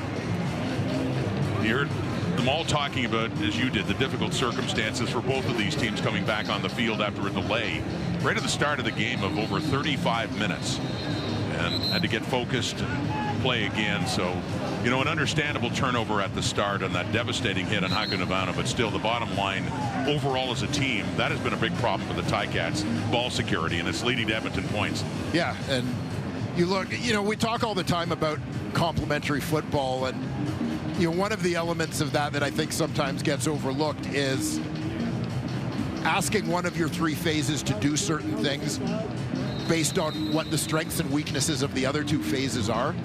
And this is part of the challenge in Hamilton, is there are a lot of new faces for them on defense.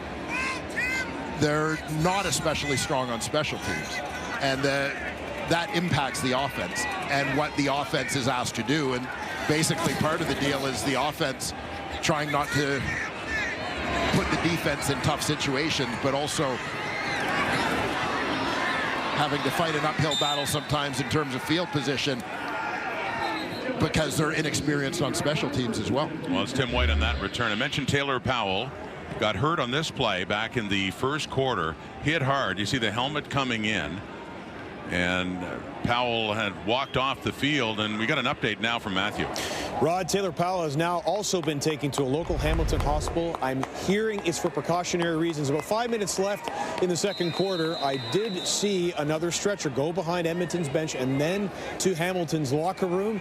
Again, it's precautionary reasons, and obviously, given what happened to Luther Hakanavano earlier in the game, it's understandable. Rod. Absolutely, Matthew. Thank you for the update. There's Bo Levi Mitchell late in the half, under 2 minutes. He's throwing it high for Stephen Dunbar, but my goodness, and the same sentiments we said about Luther Hakanavano. Hopefully everything's okay with Taylor Powell, who walked off on his own and seemed clearly frustrated when they took his helmet away. Yeah, but nonetheless took a heck of a shot there from Niles Morgan, as you saw in that play.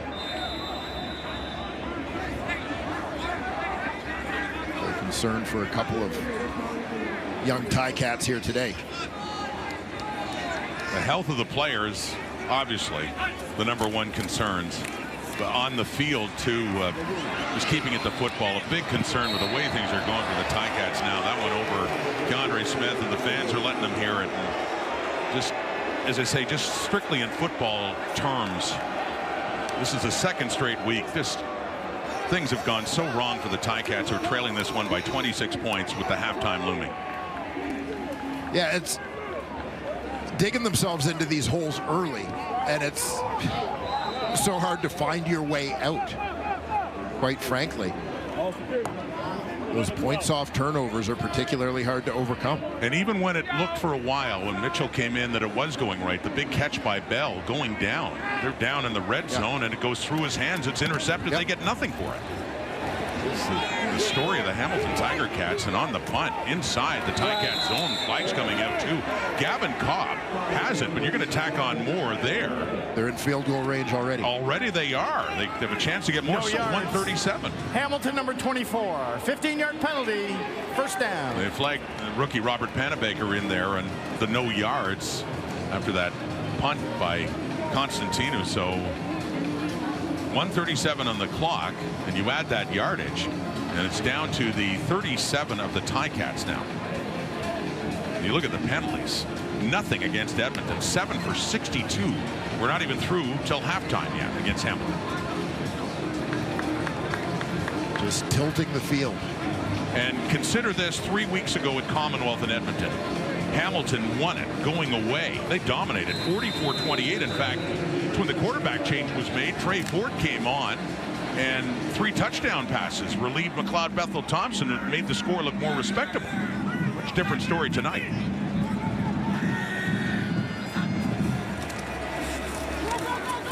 Bethel Thompson rolling to his right, and it's caught. Gino Lewis down closer to the 20.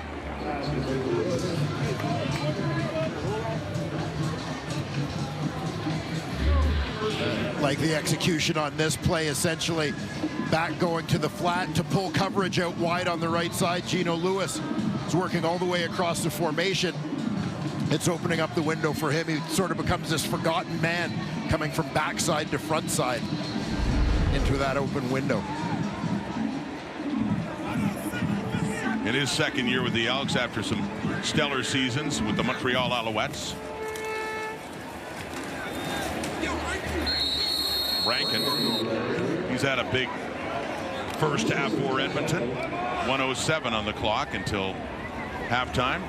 hear a lot from the panel back in the studio. Yeah, Rankin 9 carries for 73 yards and a couple of touchdowns.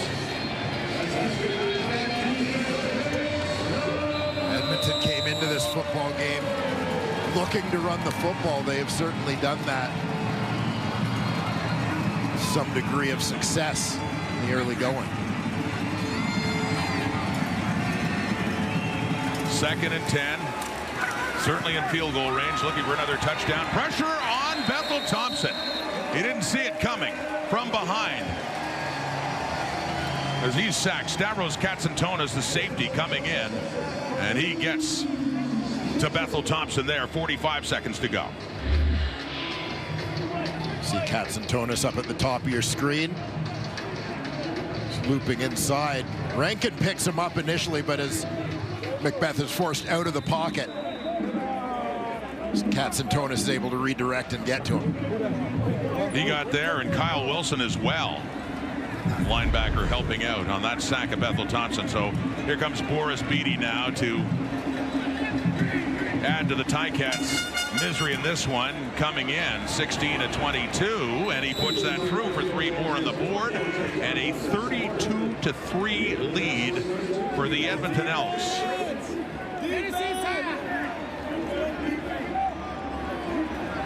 That ball, a valuable commodity.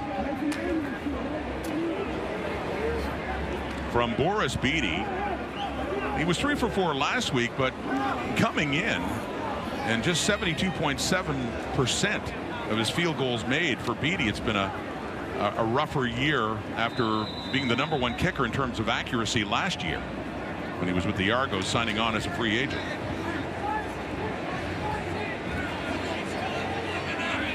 DeAndre Smith in motion late in the half and handing off Greg Bell.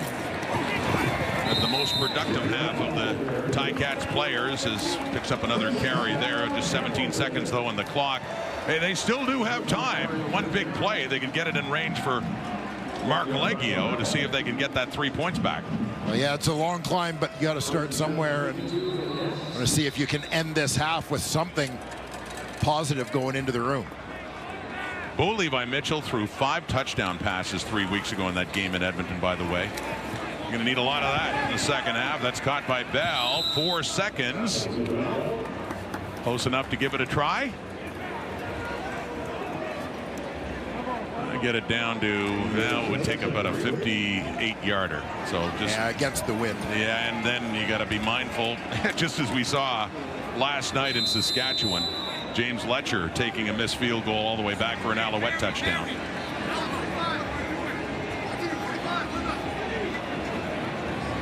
Quads into the boundary, probably thinking Hail Mary here. For Mitchell, who steps up, steps out, throws it deep. Deep look in a crowd, and it falls down incomplete with no time left in the first half. And among the many stories, as said, in terms of what happened in football terms, we had those injuries that were so concerning. Hako Navano, that as he was taken away, delayed the game. But when they got going, so did Justin Rankin. What a performance he had in the first half. Yeah, very impressive, getting a few extra touches with Javon Leake appearing to be nicked up a little bit. Justin Rankin absolutely making the most of that opportunity. Shown explosiveness and power in the run game. Been an absolute force so far, and he is now down on the sidelines with our Matthew Shinetti. Well, I imagine, Justin, after that delay to start the game, that you couldn't have asked for a better offensive explosion from your team. Yes, sir. I mean, it's a blessing for them to be able to trust me to go out there. And, you know, I just got here 3 weeks ago, so for them to trust me to go out there and make plays, you know, I'm just thankful to my teammates. You know, that's all the whole line. I got to thank them. Over the last 3 weeks, what have you noticed out of a team that did struggle to start the season, but seems to be gaining momentum now? Yeah, this is a completely different team. You know, obviously I wasn't here in the beginning of the season, but the momentum, the energy, you know, the shift that everybody has had so far, it's amazing. You know, it's a true blessing to be a part of it.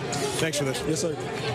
Well, Kate, Edmonton is certainly feeling good, but after 2 Ticats had head injuries, and now that they're down 29 points, you wonder what the feeling is in Hamilton's locker room.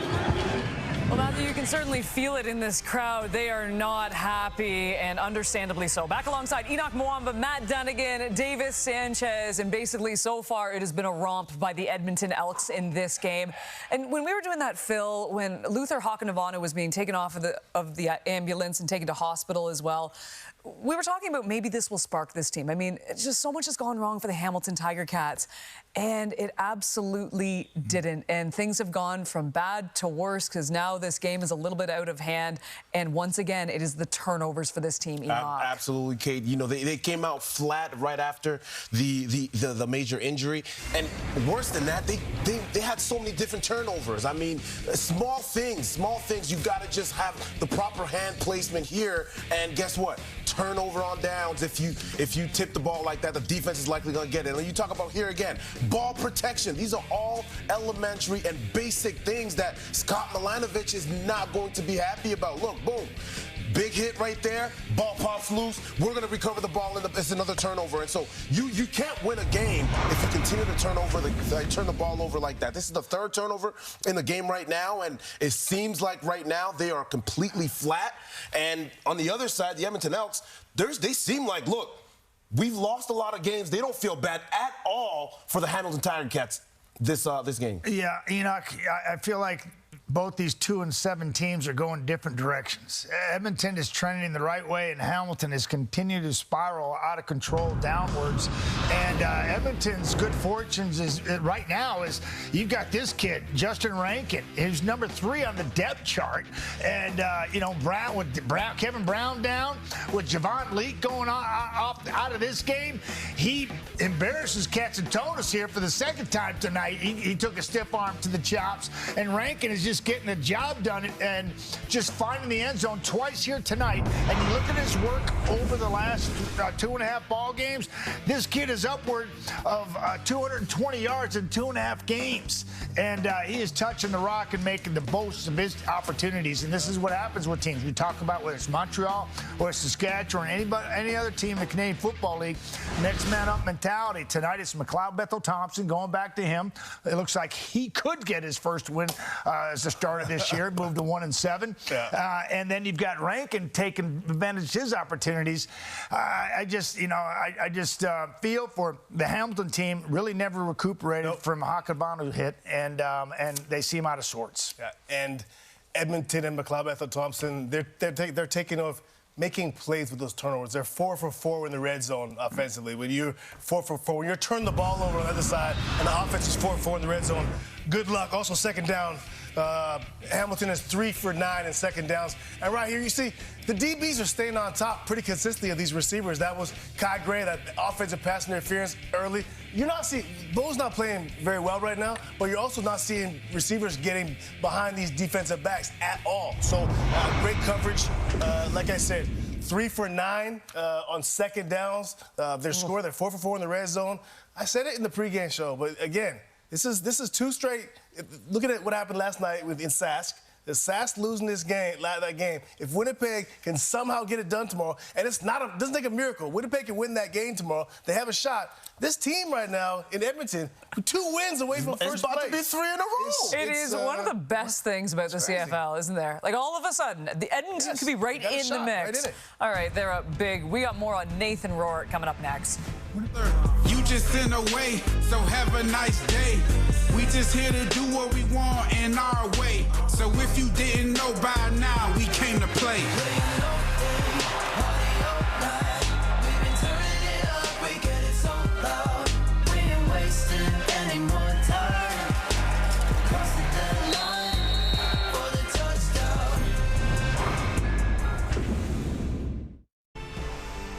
All right, Sunday Night Football, Week 11 wraps up with the Winnipeg Blue Bombers and the BC Lions pregame, 6:30 Eastern, 3:30 Pacific, kickoff just after 7 Eastern.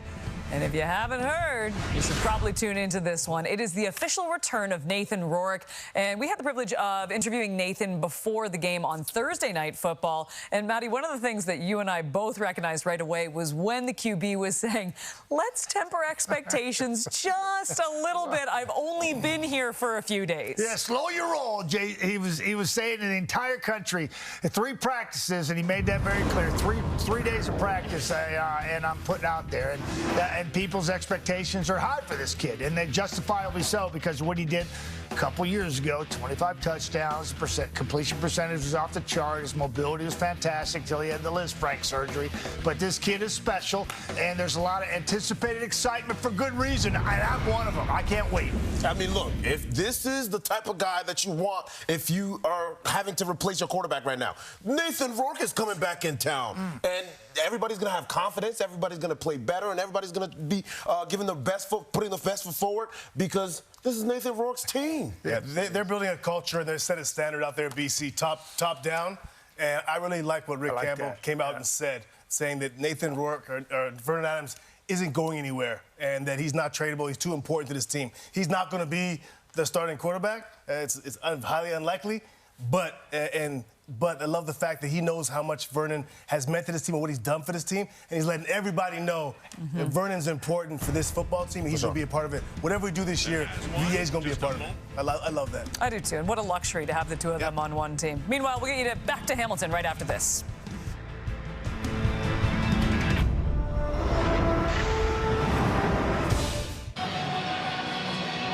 Back in Hamilton, halftime in their game against the Edmonton Elks, and it is going terribly wrong for the Ticats.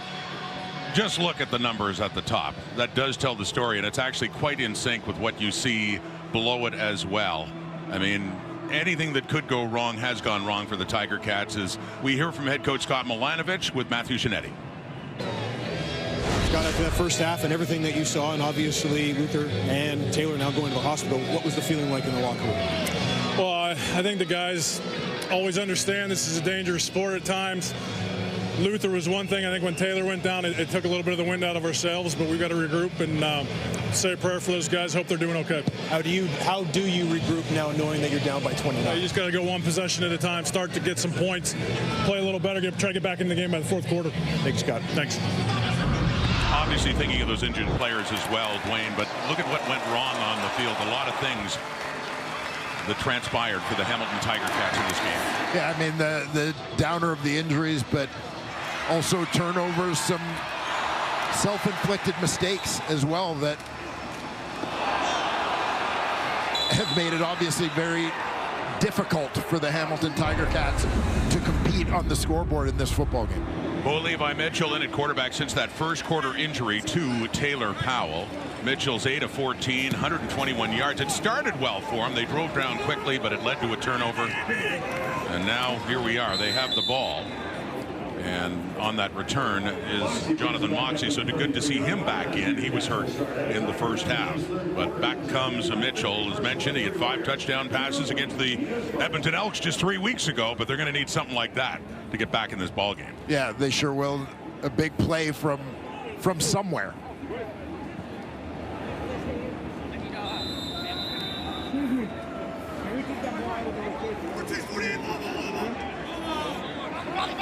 From the Hamilton 34. And a 1st and 10. Mitchell and the Ticats. And deep down the middle, nearly intercepted too off the fingertips of Dunbar. And Luchez Purifoy among the Elks defenders there as he wags a finger. Also Cordell Jackson in on that coverage. Yeah, Dunbar taking the middle here. Great coverage on the play from Purifoy. Again, this is the Cats being a little more aggressive than what is their game plan, because they have to based on the score in this football game. 29 points behind. 2nd and 10. 3 receivers to the right. Mitchell is looking that way and throws and completes it to Dunbar. And he tries to work his way up closer with Derek Moncrief having him wrapped around the ankles. Not quite a first down. Dunbar, 1 year away from Hamilton, as mentioned, with the Elks last year. Yeah, the Elks really went out last year looking to sort of bulk up their receiving core, bringing in Gino Lewis as well as Stephen Dunbar. And he had a fond return to Hamilton 1 year ago today with the Elks. In that weather-delayed game, he scored 2 touchdowns against his old club, and then back in black and gold this year. From the 43 and a 3rd down and 1, it's Greg Bell in the carry, and he does have a first down up across the 45-yard line early here in the second half. 2 2-7 teams, and one of them is looking a lot more like a winning team right now compared to the Ticats are. Yeah, Edmonton momentum certainly going in one direction, having won their previous 2 games. Hamilton coming off back-to-back losses to Montreal. Just trying to get things back on track here. Ticats at the 45. First down. Mitchell. Time to the right. And tied up again and wanting a flag is Giovanni Robinson. Darius Bratton was with him and tied up, and Robinson can't believe it. Said he had his jersey tugged. There is no flag on the play. From our vantage point, I'm a little surprised not to see a flag on that one as well, as the defender appeared to be tied up with Robinson well before the ball arrived. Hamilton is challenging that there was defensive pass interference on the play. We'll review the play. As you heard, Milanovic has thrown his challenge flag on this one. Yeah, again, initial reaction there you see Darius Bratton kind of pulling on Giovanni Robinson.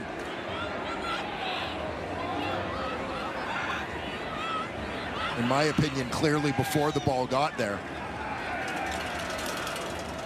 Now, as we've been saying this week, in light of recent events, last week a tough one for the CFL officiating caller command center, but they're only going to be overturning things that are just really egregious. You're not going to see the overturns on things that at game speed you can't tell if it's PI or not, but on something like this where it does seem to be a little more obvious, you can see the hand on the jersey. The challenge from Milanovic coming out here. Command center does get involved, and we'll see what they decide. As we've seen some that are really hard to tell, but this one does look a little more obvious. Yeah. Darius Bratton.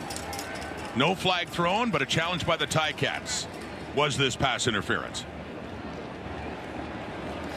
After review by the command center, we have pass interference. Edmonton number 24.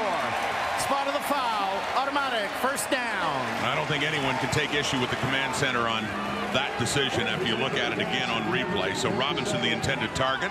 It's PI against Edmonton. It goes down to the Elks 47-yard line, and a first down for Milanovic's Tiger Cats.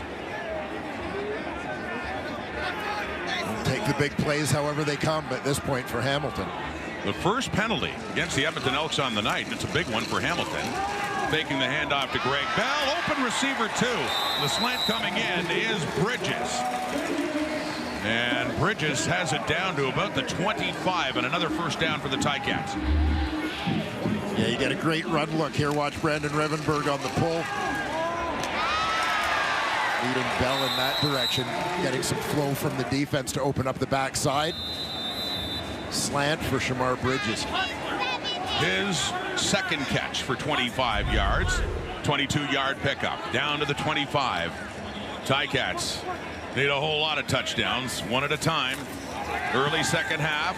Taking the handoff, rolling to the right, complete again. That's Dunbar with the catch. That's another first down, and an impressive start to the second half for the offense of the Ticats, getting it down around the Edmonton 10.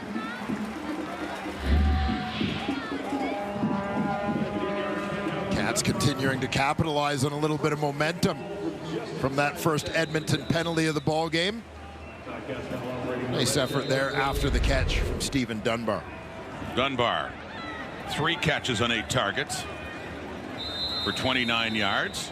That's 15 he picked up there, and gets it down to the 10.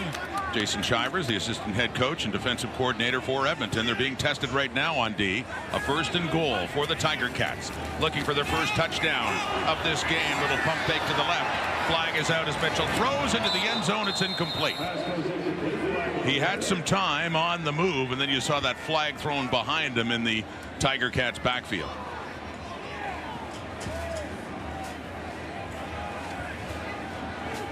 And another flag thrown in the Elks secondary.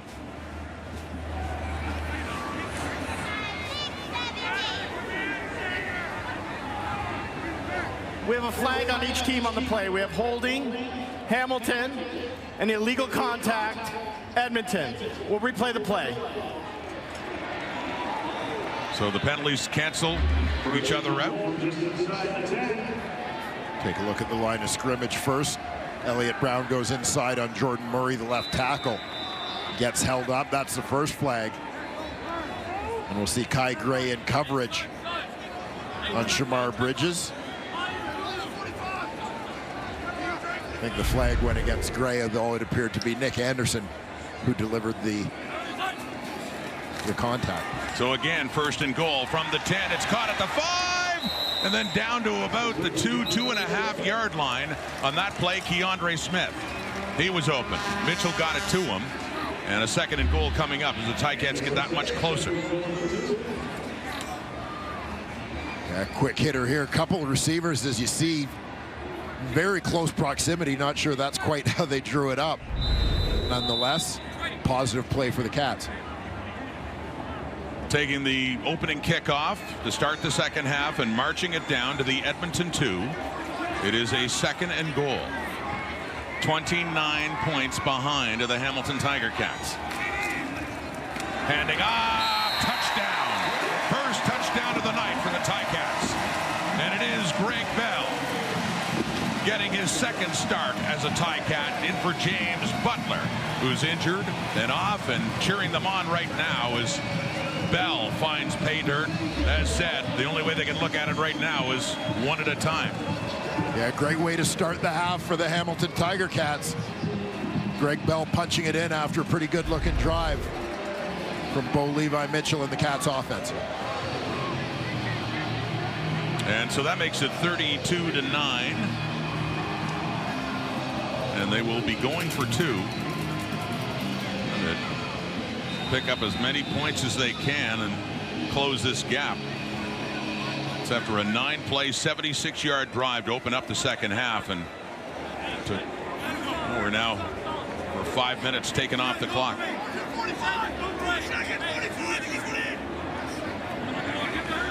This trying to get it to 32-11. Lots of time. Still lots of time. And no, intended for Bridges. Shamar Bridges can't get it. Coverage is there. It sails high. So 32-9, and still 23 points the lead. They were trying to get it down to 21 after that touchdown by Greg Bell. Nonetheless, a better start to the half for the Ticats. The Hamilton Tiger Cats start the second half in much better fashion than they did the first. Little boost on a PI call against Darius Bratton. They take advantage. Quick slant to Shamar Bridges for a first down. Bill Mitchell finding Stephen Dunbar.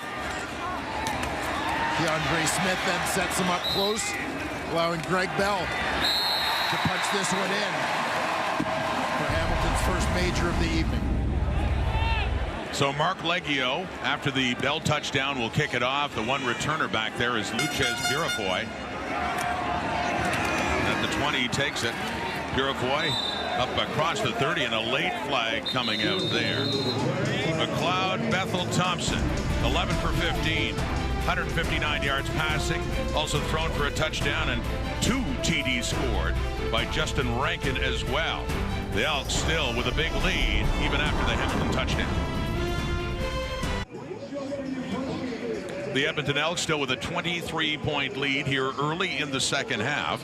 They're getting set for their first possession after Hamilton took the ball to start the half, drove down the field, took about 5 minutes off the clock, and they finally got into the end zone. But the Elks have been in charge. An excellent first half when they outscored Hamilton by 29 points, looking for their 3rd straight win. And we'll see how the Elks respond here. We think about Hamilton's first scoring drive in the first half. Edmonton bounced right back. A couple big plays.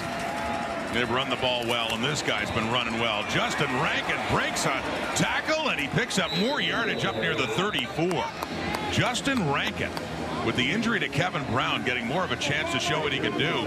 Third CFL game with the Elks, and he's having an excellent time there. 73 yards on the ground, a couple of touchdowns, now 91 yards on this play.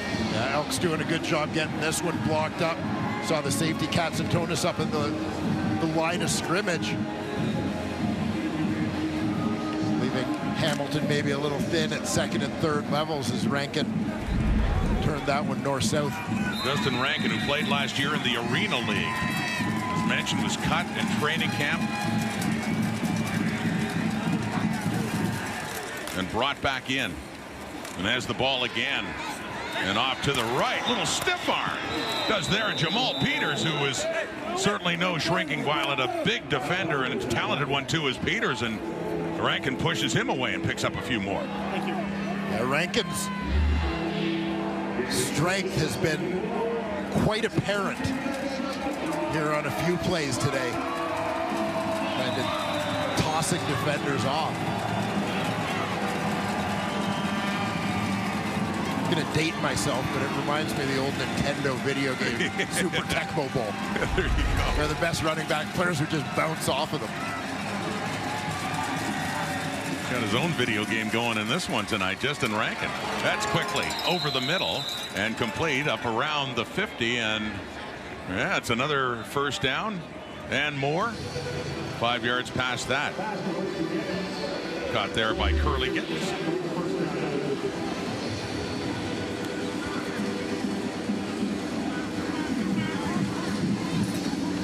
There with a blitz coming, quick release from the veteran Bethel Thompson. Move the sticks. Well, I mentioned Rankin getting into the lineup because of the injury to Kevin Brown, and now the feature running back with the injury to Javon Leake, who's not going to be back.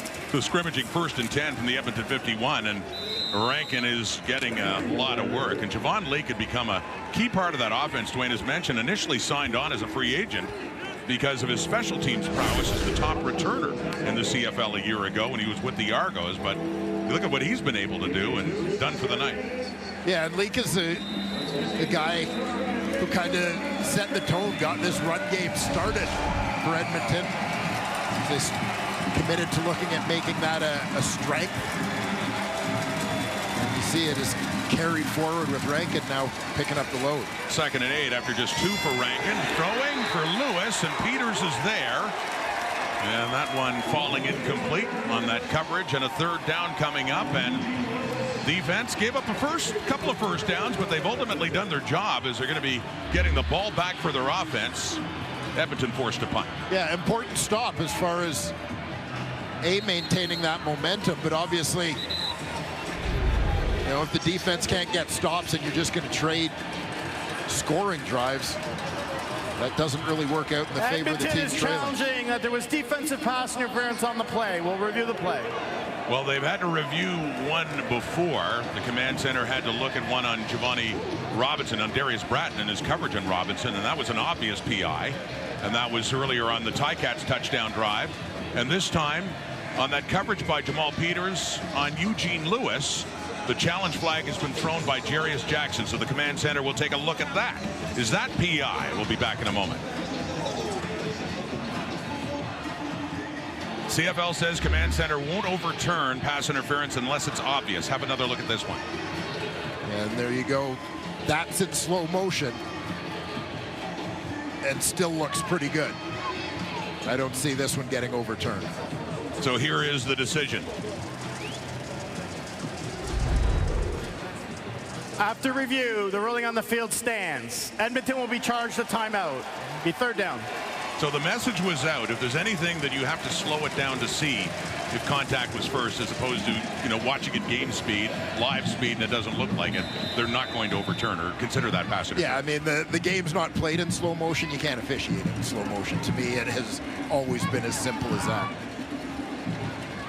Tim White, the lone returner back for the Ticats. So White in the return game now, shy of the 15, flags out for no yards, and Kai Gray as he gets up around the 20. So we'll add on some yardage on the no yards.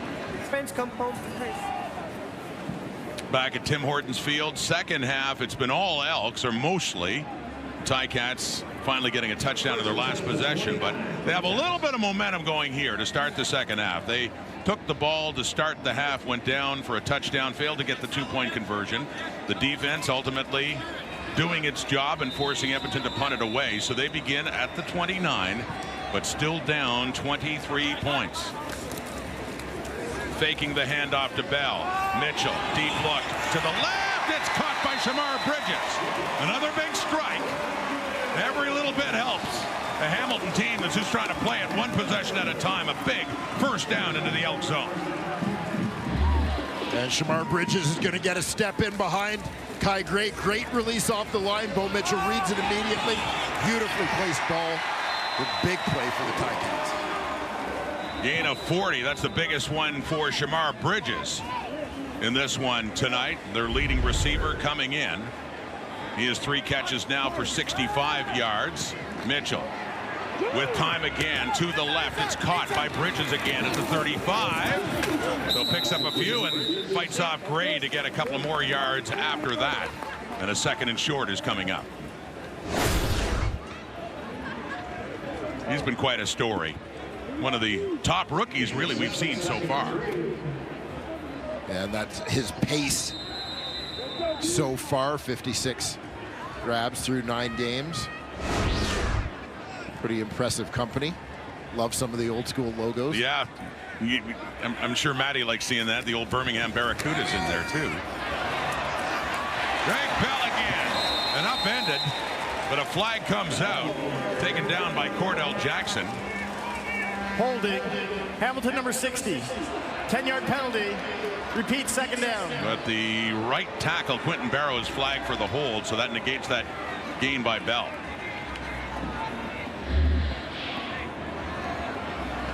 You see the right tackle Barrow working against defensive end Elliott Brown just to his left, to the left on your screen. You see as Bell bounces that one outside. Brown unable to free himself from the grip. Thus the flag. So a 2nd and 13 now at the Edmonton 44. Second possession of the second half for the Ticats. Pump fake, deep look. In double coverage, it's intercepted by Cordell Jackson. That coverage was there for the Elks, and he's got a good return here too.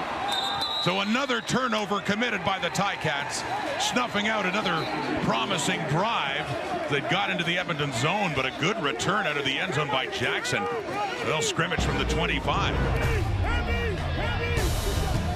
Mitchell. Well, they had something going, but Moncrief was there looking for Keandre Smith. It's taken by Jackson with the pick. Edmonton 23-point lead, and they got the ball. What a great player Elmondo Sewell was. Defensive lineman, starting his career with Edmonton, did a whole lot of that, and of course he later went to the Montreal Alouettes, capped it off right here with a Grey Cup victory last year, and now it's Mondo the coach. Let's go down to Matthew. I always wonder how the great players do, Coach Rob, when you consider the 167 games, 69 sacks, 6 All-Stars, and 2 Grey Cup champions that Elmondo Sewell has. And speaking to Noah Curtis this week, he talked to us about the perspective and the quiet reassurance that Elmondo Sewell gives his players.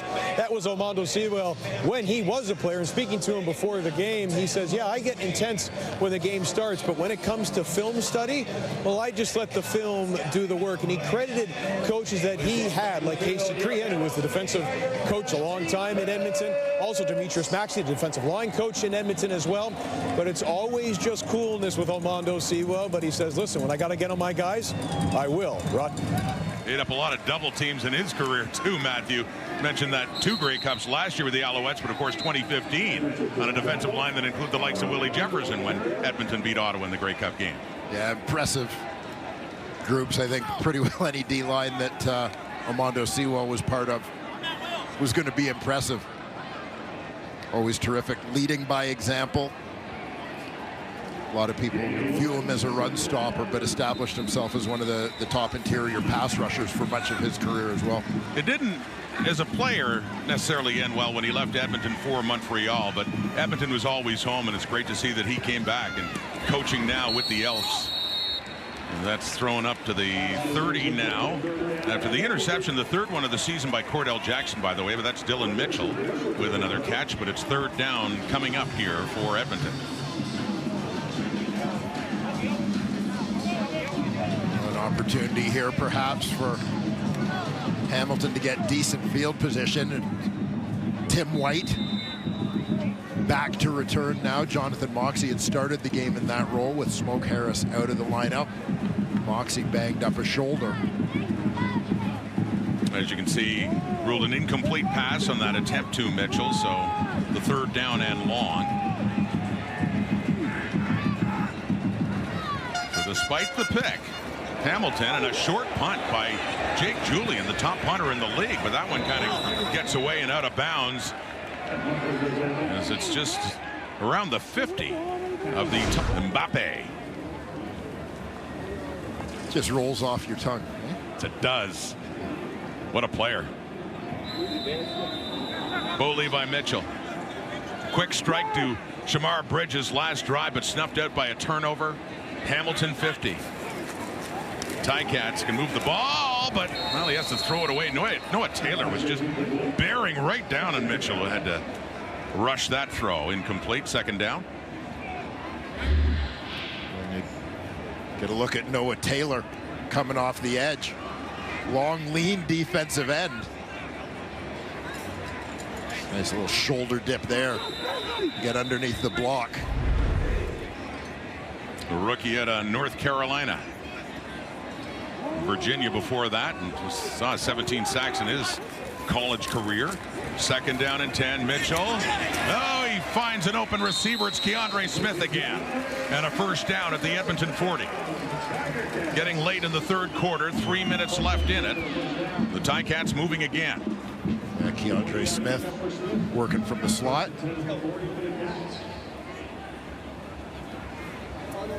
Just curls into open space again. Nice job getting himself out of harm's way after securing the catch. Just great awareness of where the defenders are, preparing to avoid that hit. His sixth catch of the night. Back to Bell on the ground. And another impressive performance as he carries that one down inside the 30. That's another first down on the ground for Greg Bell, filling in for James Butler.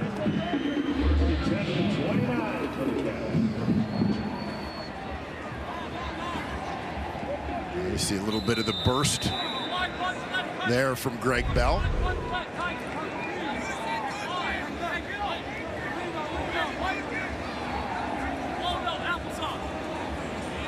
He has 9 carries for 68 yards and a touchdown. The longest to 27. That one gets it to the Edmonton 29 quickly. Off to Tim White inside the 30. 25, and he's upended there, and a flag comes out.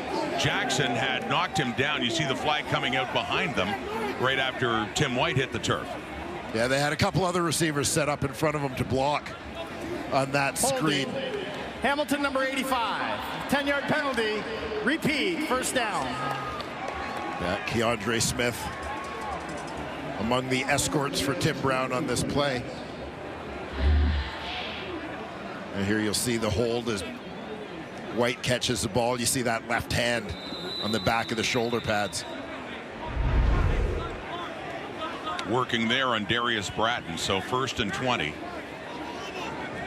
Clock keeps ticking, 140 and down. Still a 23-point game. White. Oh, he got around the edge for a moment, then he slipped just as Leon O'Neal was coming in, so he does get it back inside the 30, so they make up the penalty yards and some, but it's still going to be a second and long. There's Tim White lined up as the number 3 receiver on the play. Nobody there, so he just sits down, take the easy completion. Looked like he wanted to try and cut that one back, let O'Neal overrun it, but just blew a tire. They pick up 11, a second and 9 at the Edmonton 28. Under a minute to go until three-quarter time. It's complete to White again. He turns around, he gets away, and he's still going down inside the 15. Great work after the catch for Tim White, who could have been wrapped up outside the 20. Making something happen there as the Ticats get closer. Yeah, you got to love the fight the Hamilton Tiger Cats are putting up here. Chipping away, still an uphill climb on the scoreboard, but some positives for head coach Scott Milanovic here in the second half. That was Nick Anderson who had him wrapped around the ankles but couldn't hang on. So a little pump fake. White again to the left. Shamar Bridges at the 10. And inside, Bridges works it down. Not a first down, but a lot closer. Second and short coming up here as they are inside the 10. They're down to about the 7-yard line. Clock ticking in 3/4 time, and we got sounds like a fire alarm going on here at Tim Hortons Field.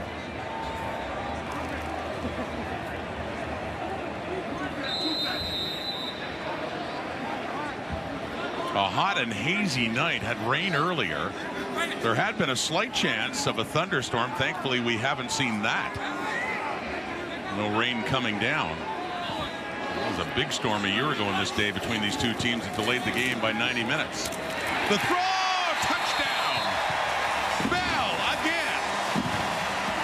Much needed major score, Hamilton, to end the third quarter and get it a little bit closer heading into the fourth.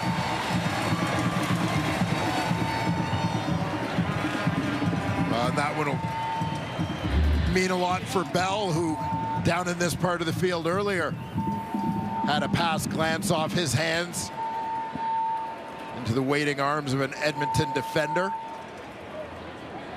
Elks turned that turnover into a 106-yard drive for a major of their own. A little bit of redemption here for the Ticats running back. Now it's 32-15. Last time they went for 2, and this time wisely going for 1.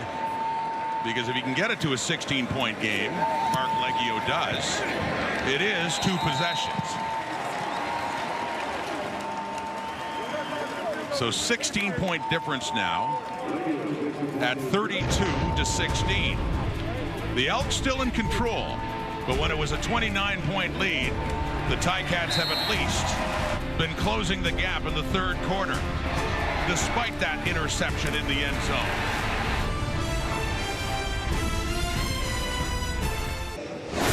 For all sorts of reasons, it's been a very difficult night for the Hamilton Tiger Cats. But say this, they're not quitting. They were down 29, and they owned the third quarter, Dwayne, scoring 13 unanswered points. Now a 16-point difference. Edmonton still in front.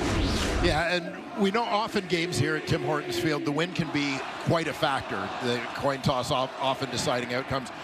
Edmonton's going to have that win in the fourth quarter, so it's going to be interesting to see how Hamilton, trying to continue their uphill climb, manages to close this gap. Well, they took the ball to start the second half. They marched it down for a touchdown.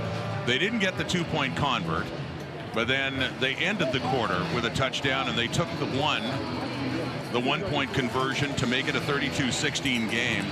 And Greg Bell, we talked a lot about Justin Rankin of the Elks and the night he's having, over 100 yards rushing. But Greg Bell is 68 on the ground. He scored a touchdown. He also had a big reception. 68 on the ground, 85 through the air, and a touchdown for Greg Bell. So newer running backs making quite an impression in the CFL on this night. Dylan Mitchell on the return. So the defense ultimately forcing Edmonton to punt the last time around. McLeod Bethel Thompson comes out. A comfortable lead at halftime. They had 32 on the board. They have not added a point since then as they start the fourth quarter with the football. McLeod Bethel Thompson may need a little bit of a warm-up here as he starts this fourth quarter. Elks only had possession for about 4 minutes of the third. It is up at the 43 to start for Edmonton. The Elks trying to hang on and win their third straight, something they have not done since 2018. Get back in the race in the West, too, after the 0-7 start. Well, there's Rankin. He's going nowhere that time. Justin Rankin has had just a great night, and that's his 14th carry. He's over 100 yards rushing and does have a couple of touchdowns in his third CFL game. Not one of the rare times that we have seen Justin Rankin held to just a short game. Terrific performance. See Hamilton defensive coordinator Mark Washington. Early fourth, but still a big second down for the Ticats defense, and a 2nd and 8. Bethel Thompson throwing, and it's bobbled and dropped Good coverage there by Destin Talbert on Hergy Mayala. And he can't hang on to the football, and it's a punting situation coming up here. So the defense once again doing his job as the momentum continues to swing. Yeah, pretty good timing on this quick out by Mayala. Well-timed throw from Bethel Thompson. But all of that trumped by the terrific coverage of Destin Talbert. And that was the first target of the night for Hergy Mayala. And so back goes Tim White. And you can feel a swing in momentum here. Still a long way to go for the Ticats, but as said, they're looking at just one at a time here, trying to crawl their way back from being 29 down. 16-point difference, and they're about to get the ball again for the first time in the fourth quarter. It's dropped by White. Fortunately for him, he can pick it up. And that was with Tevin Jones very close by. So out it goes, and it is Hamilton football.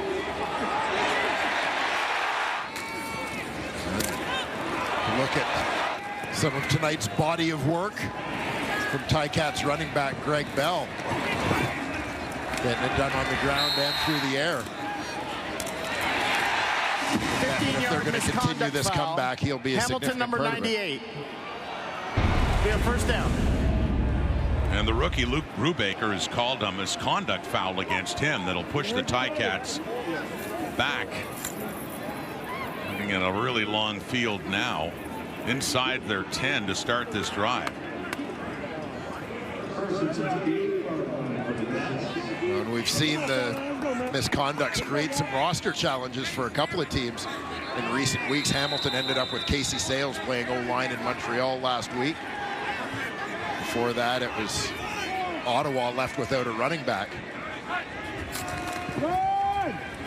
Bell to the 10. He gets it up. It picks up about 5 yards. Gets it up around the 15. Just a little bit shy of that. And a big second down coming up for that offense for a couple of reasons. Obviously being behind, but also field position, Dwayne. A big challenge made that much bigger for the Tiger Cats. Going against the wind. They can't convert here. Might be punting from around their end zone. Mitchell. It's caught. It's Keandre Smith up across the 20.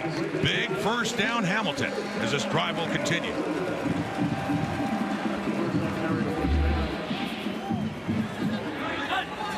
So Hamilton. Another big play from Keandre Smith, who's been very reliable target, whether it's been for Bo Mitchell or Taylor Powell. Still plenty of time, over 12 minutes, but these Ticats drives have taken a lot of time off the clock. Play action fake and plenty of time for Mitchell, who just puts it out to the open receiver, and the ball goes down on the turf. It's Felix Garan-Goche, who does have the catch. Scooped up the ball after catching it and then coughing it out. Yeah, Edmonton sitting back a little bit. They'll give up the underneath stuff. Long throw out to the wide side. Cordell Jackson comes up and makes the tackle for a short gain. So Garan-Goche does pick up a couple of yards, but it's a second and long. 2nd and 8 at the Hamilton 23. 32-16. Mitchell forced to dump it off to Bell, and he is knocked down shortly after. It's not enough to get any kind of run going after he caught that football, and so Hamilton will have to punt. Yeah, Edmonton defensive line won that snap. Big Jamin Pelly in there on the D line. Product of the University of Calgary, and heading off to the sideline after that successful play to force Constantinu in for the Ticats inside the 10. The left-footed Aussie Constantinu on that punt, and the Elks will get it. Dylan Mitchell at the 50, approaching midfield and thrown back around the 50. Carthel Flowers Lloyd, last year's special teams tackles leader, has the ball in his hands as well, but it does belong to Edmonton on this night in Hamilton in a 16-point Elks lead. Among the many watching tonight, several members of the Niagara Nitro wins from the Niagara Youth Flag Football League. They sent 9 teams to the provincial championships in Georgetown, Ontario. That was earlier this month, about a week ago, and that had 55 teams. The Nitro won 5 medals in the 7 divisions. They won gold at U12 boys, U16 girls, and U18 boys, silver at U14 girls and U16 girls, and also 2 other teams make it to the semis. Just a great run by the Niagara Nitro.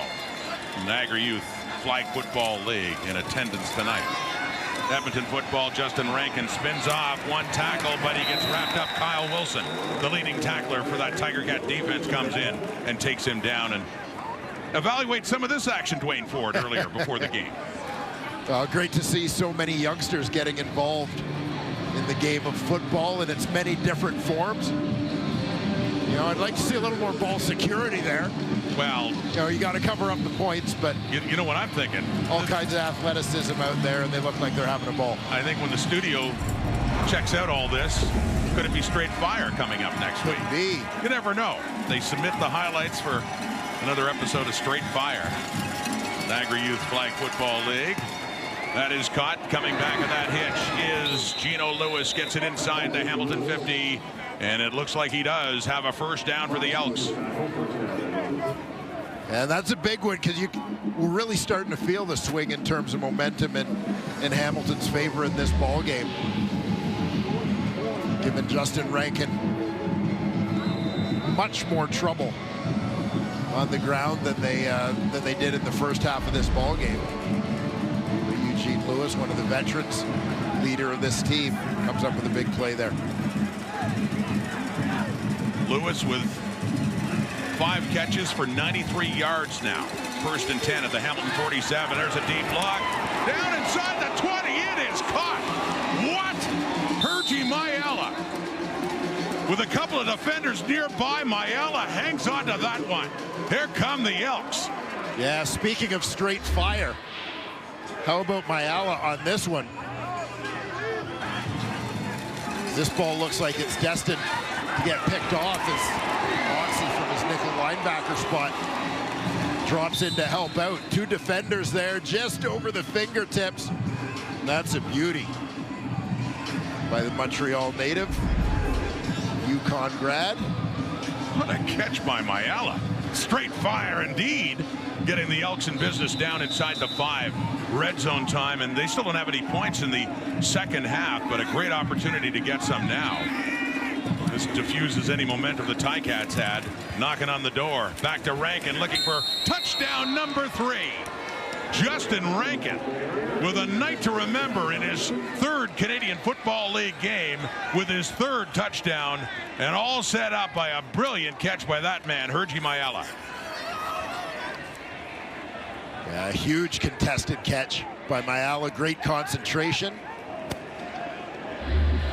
And Justin Rankin has himself a hattie. Nice cut there, ducking back inside on Kyle Wilson. A wealth of running backs now. Javon Leake got hurt tonight, so he's out for the rest, but congrats, he's given among the rest. And don't forget Kevin Brown, too, one of the top running backs in yardage last year for Edmonton, and it was his injury that caused the Elks to bring back Justin Rankin after they cut him in training camp back in May. So the point after by Beatty, and it's opened up again to a 23-point lead for the Edmonton Elks. McLeod Bethel Thompson. Oh, what a catch. 1 play later, Rankin right up there. Edmonton in charge again.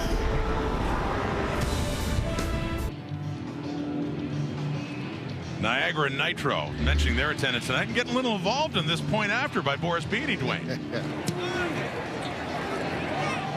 little competition for that ball among the kids.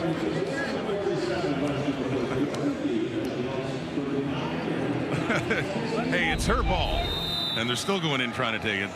The souvenir from Boris Beatty and Niagara Nitro. Little gift. And their attendance here at the Tiger Cats game tonight. And Tim White on the return after, oh my goodness, a good hit coming in there. It's Edavamaga Clements out of Nebraska from American Samoa.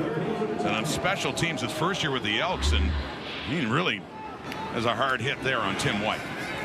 First overall pick in this year's global draft, part of the CFL Combine in Winnipeg back in March. Definitely making an impact there on special teams. Maga Clements. So the tackle has Hamilton scrimmaging at the 30, and they're down once again by 23. They had 13 unanswered in the third quarter, but that touchdown taking some of the momentum away, and then trying to screen it off to Bell, and he was covered. It falls incomplete. It's a 2nd and 10. Yeah, Sean Oakman was all over that one. The big defensive tackle just attached himself to the running back on that play. Bo Levi Mitchell initially wouldn't have figured he'd be playing in this game. He was benched early in Montreal last week. Scott Milanovic made it clear going forward. His quarterback is Taylor Powell, but Powell in the first quarter got hurt. Got hit in the helmet and taken to hospital, as we heard from Matthew Shinetti earlier, for a head injury, and caught by Keandre Smith. Of course, just an awful night for the thinking of the health of Tiger Cats players, and in particular, Luther Hakunovanu, who got hurt in the first play from scrimmage and was taken off in an ambulance as well, which caused a 35-40-minute delay before they could get the game going again. But since they got it going again, it has been all Edmonton, for the most part anyway, minus that third quarter, but still a 3-touchdown lead and then some. 23 points, and the Tiger Cats punting it away. And Dylan Mitchell just watches it as it takes a bounce, and it heads out of bounds. Elks football, though. 39-16. They're in front as Bethel Thompson comes back on. What a matchup to wrap up Week 11 tomorrow. BC Place. Nathan Rourke is back. Zach Caleros, Alex Hollins.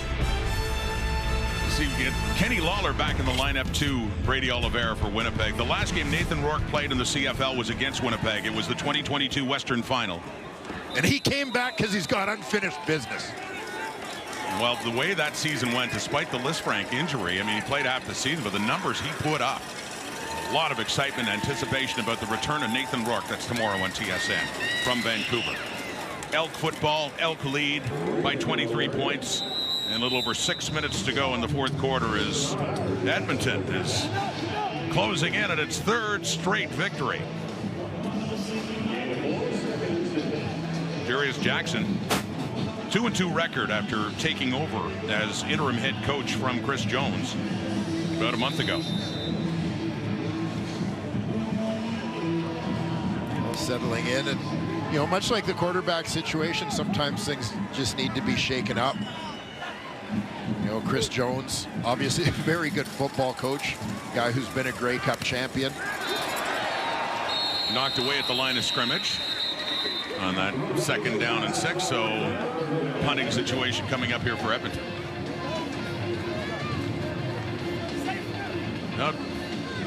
Yeah, Jones had taken over in 2022 and made a lot of changes, but brought in a lot of good players too, but he did have, especially this year, the frustration of being so close so many times, but just not getting the victory. And just not getting over the edge, and the feeling that something had to change. But Coach Jones, one of the most creative thinkers in the CFL in a lot of years. I have great appreciation for Chris Jones, but it just wasn't working out in this situation. No.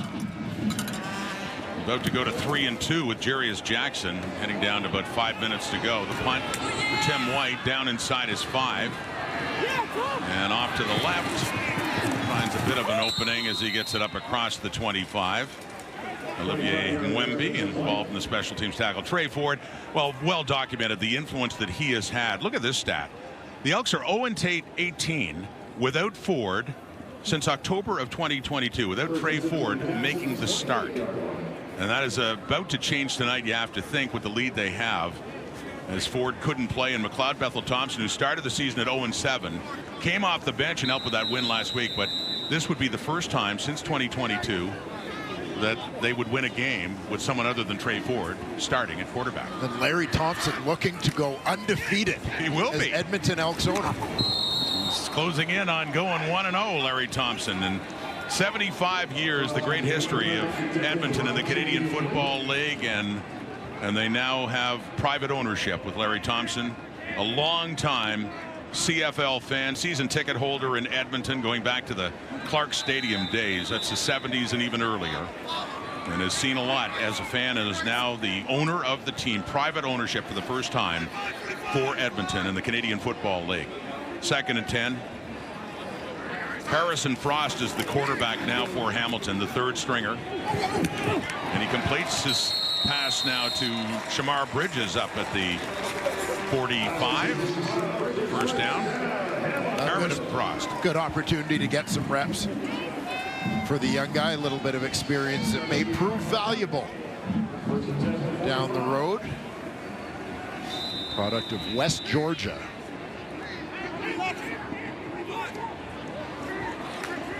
Getting his first CFL reps now late in this game. 4 minutes to go in the 4th. That's Stephen Dunbar. Good pickup. Ex-teammate Niles Morgan taking Dunbar down just across midfield. Well, I'm intrigued, as we've talked a little bit in this 4th quarter about obviously Trey Ford with his Edmonton team playing. Nathan Rourke coming back to BC. A couple of very successful Canadian quarterbacks in the CFL.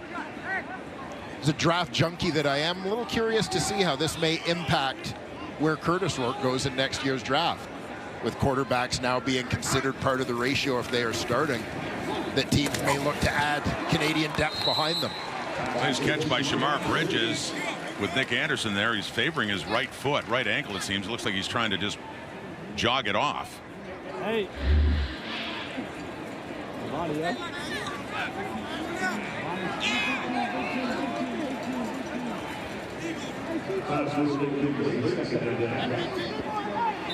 It looked like it hurt. Yeah, to your point about Curtis Rourke, though, well taken, and very good college career. Be curious to see the impact, as you say. Nathan Rourke, Trey Ford, and Ford out of the Canadian University System 2, playing nearby at Waterloo before going to Edmonton. Drafted a couple of years ago, flag out late after the catch by Dunbar. Leon O'Neill is questioning the decision. Pass interference, Edmonton number 32. That penalty be declined. The result of the play is a first down. So, doesn't matter anyway. They can decline it. The catch was made. 3-minute warning given for the completion. Harrison Frost, with the Elks getting closer to their 3rd straight win. Back here at Tim Hortons Field, Edmonton Elks in charge and about to pick up win number 3 on the season after they lost their first 7 straight. And the way the West Division has gone, don't assume anything. Edmonton can get right back in this race. Stampeders losing this week. Saskatchewan Roughriders losing as well. BC's got a tough one against the Bombers at home tomorrow. And crazy as it sounds, here comes Edmonton to go to 3-7, and they could get themselves. They have a tough one next week in Montreal as Hamilton gets ready to go to Winnipeg next week. But you know, 1 week at a time for the Elks. When it looked like the season was lost, that isn't necessarily so, and it's looking like a different story right now for the team they're playing tonight. Well, yeah, frustrating run, obviously, for the Hamilton Tiger Cats. You know, these last couple of weeks in particular, just early mistakes, turnover issues, penalty issues, getting them in trouble. That's tough to overcome. Harrison Frost, the quarterback for the Ticats, he completes that one to Tim White. White has it down inside the 20. White, the number 2 receiver out in the slot. Inside leverage, is able to beat him with the break and then take advantage. As the halfback Cordell Jackson overruns him trying to make up ground.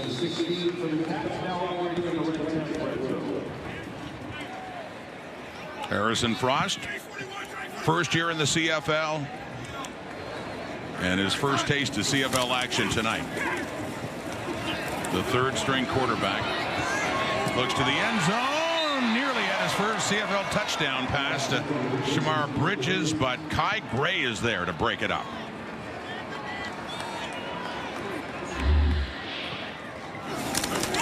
Kai Gray establishing himself as something of a fixture in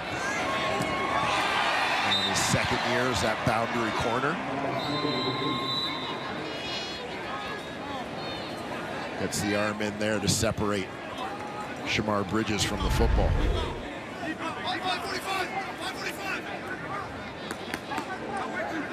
Getting Frost some experience as Hamilton gets closer to that Edmonton end zone. Facing the heat, and he dishes it off to Bell. Greg Bell. Gets it inside the 15 down to about the 12. Third down coming up. Scott Milanovich. This has been tough. First season back as a head coach after some success in Toronto from 2012 to 2016. He'd been away for 7 years. He came back as an offensive consultant to help out Orlando Steinauer last year and really got a chance to work with the quarterbacks this time around as a head coach with Bo Levi Mitchell and Taylor Powell, and making that decision to make the change last week in Montreal. But Powell got hurt tonight, and now Frost is in, tries the end zone again. Touchdown, Shamar Bridges, and the first touchdown pass thrown by young Harrison Frost. That was a nice escape from the pocket by Frost. Recognizes the rush coming, kind of sucks it in. You see O'Neal coming free on the blitz. Frost ducks outside. Good recognition by Shamar Bridges as his quarterback gets on the move. He takes off out wide for the back of the end zone. Frost lays it in there for the major. And their leading receiver, Shamar Bridges, who picks up his fourth touchdown, and this is rookie season of the Hamilton Tiger Cats, but comes at a point where this is pretty much decided Edmonton's way. And they'll go for two. See if they can cut it down to 15, which they don't do. That one falls shy of the intended receiver, Keandre Smith. So 39-22, 1:26 on the clock. Academic now for the Edmonton Elks. Quite a different story, as mentioned 3 weeks ago, was Hamilton completely in control in Edmonton. There's Frost once again with the escape.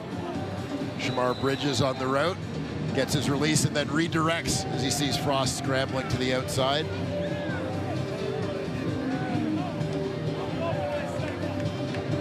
And some excitement for the young guy with his first career Canadian Football League touchdown pass. And this is a game just as looked like the change at quarterback. They'd settled in with Taylor Powell after Bo Levi Mitchell last week in Montreal, and then Taylor Powell got hurt, a head injury, as we heard earlier, was taken away to hospital after he walked off the field. And congrats to Frost there from Bo Levi Mitchell, who played much of this game, coming off the bench after the injury to Powell. So the short kickoff, you go the other way, try to trick the Elks, but Tevin Smith takes it. He's got a good run coming back here. Smith pushed out right at the 5, or excuse me, Tevin Jones, pardon me. Smith, Jones, used to get it all the time. Well, it used to be Tavon Smith in Edmonton. There you go. Thank you for helping me on Tevin Jones, pardon me. Tevin Jones with it, and nearly had himself a touchdown. Heads up play to recognize that he had a lane to the outside.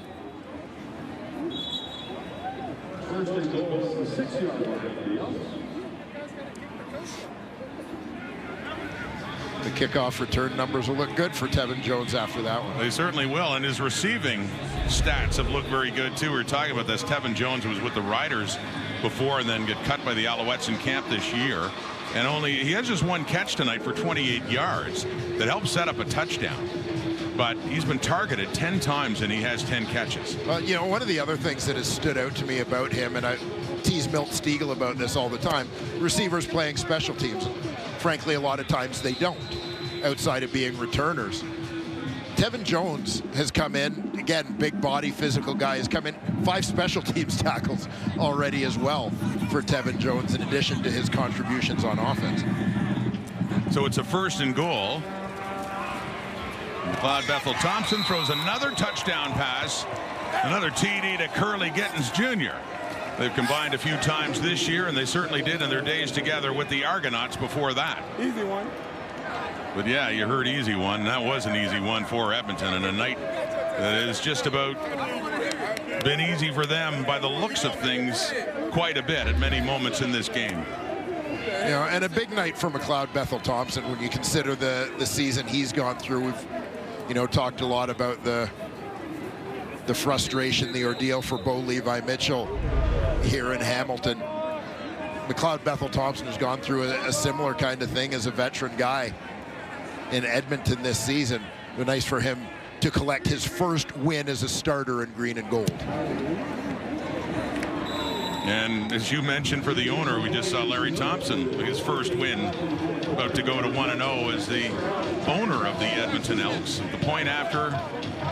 And by the way, the Elks 6 for 6 in the red zone tonight. Get down close, they've been perfect. And Jarius Jackson about to go over 500, a record of 3-2, as the head coach on an interim basis, at the very least, and liking what they've done so far with Jarius Jackson. And look at this, 3-7, 6 points. Calgary at 8, BC at 10, Saskatchewan 5-4-1 at 11. So things are tighter in that West Division. Well, they are, and a lot of credit to Jarius Jackson. You see G. Roy Simon down there as well, who's taken over as general manager. You know, tough situation for these guys to come into a team that was struggling, to try and change the mindset here, make a couple adjustments to the roster, and they've done a terrific job in getting their team back in the playoff picture. 2 former BC Lion teammates. He told me I was down. As Tim White goes back, and it's just such a different vibe, a different story for the Hamilton Tiger Cats, where the race is not as close in the East Division this year. As the Ticats are falling further behind now, 46-22 in the game, and about to go to a record of 2-8.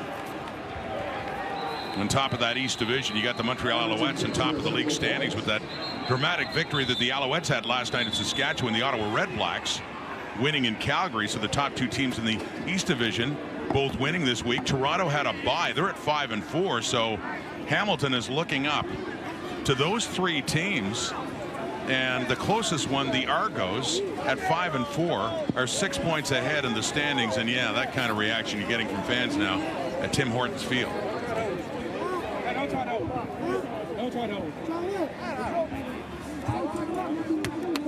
Again, a lot of inexperience in the Hamilton roster, and it's come with some growing pains, obviously. Certainly has. And again, we extend our best wishes and hopes for a full recovery for Luther Hakunavanu, who was hit hard, landed awkwardly, and was hurt to the point that an ambulance came out and they took him off on a stretcher and took him to Hamilton General Hospital. And he had movement in his lower extremities. We saw him move his arm as well. So hoping for the best from Luther Hakunavanu right at the beginning of the game. And Taylor Powell said, took a shot on the head and left this game early as well. A very difficult night for the Hamilton Tiger Cats, and certainly not made any easier by the way this game went. Harrison Frost, well, he's got something going with Shamar Bridges, or a touchdown to him a little bit earlier, and they're finishing up this game, playing a little pitch and catch right now. Yeah, it seems like regardless of who's been in at quarterback for Hamilton this season, they haven't had much trouble finding the 6'4" Shamar Bridges. Well, the oddity about this matchup is these are 2 of the best passing offenses in the CFL statistically coming in, both of them just behind Montreal. There's Andy Leitred with a carry. But yeah, Montreal leads the way in passing yards per game and touchdowns too, and then the next 2 teams were Edmonton and Hamilton. So even though they had the 2 worst records coming in at 2-7, stats can be misleading, and their defenses had some problems too along the way. I believe it was last week on a pregame show that Jim Barker was quoted as saying, stats are for losers. Well, there you go. And in this case, our statistician, John Perlberg, is crushed right now, by the way. Take it up with Jim Barker. Pearlie's a winner in our books always with the great stuff he provides us, John. But this game ends and goes Jarius Jackson's way, and just not Hamilton's night as they're hearing about it now. But yeah, that man, Larry Thompson, with the applause, and he's 1-0 as the owner of the Edmonton Elks, and some handshakes and hugs all around theirs. The Elks can celebrate their first 3-game winning streak since 2018. Yeah, and huge for this team, finding a winning formula, developing some confidence, getting a little bit of momentum now going as they prepare for the second half of this Canadian Football League season. McLeod Bethel-Thompson wins as a starter for the first time with the Edmonton Elks. We saw Justin Rankin earlier, too, the running back, who had 17 carries, 108 yards, 3 touchdowns as well. It's in the books of this game in Week 11. Tomorrow, of course, Nathan Rourke's return, BC hosting Winnipeg, but the Elks have won 3 straight. The Ticats fall to 2-8. Thanks for watching the CFL on TSN from Tim Hortons Field in Hamilton. SportsCenter is coming up next with Jermaine Franklin and Nikki Reyes. Have a great night, everybody. So long.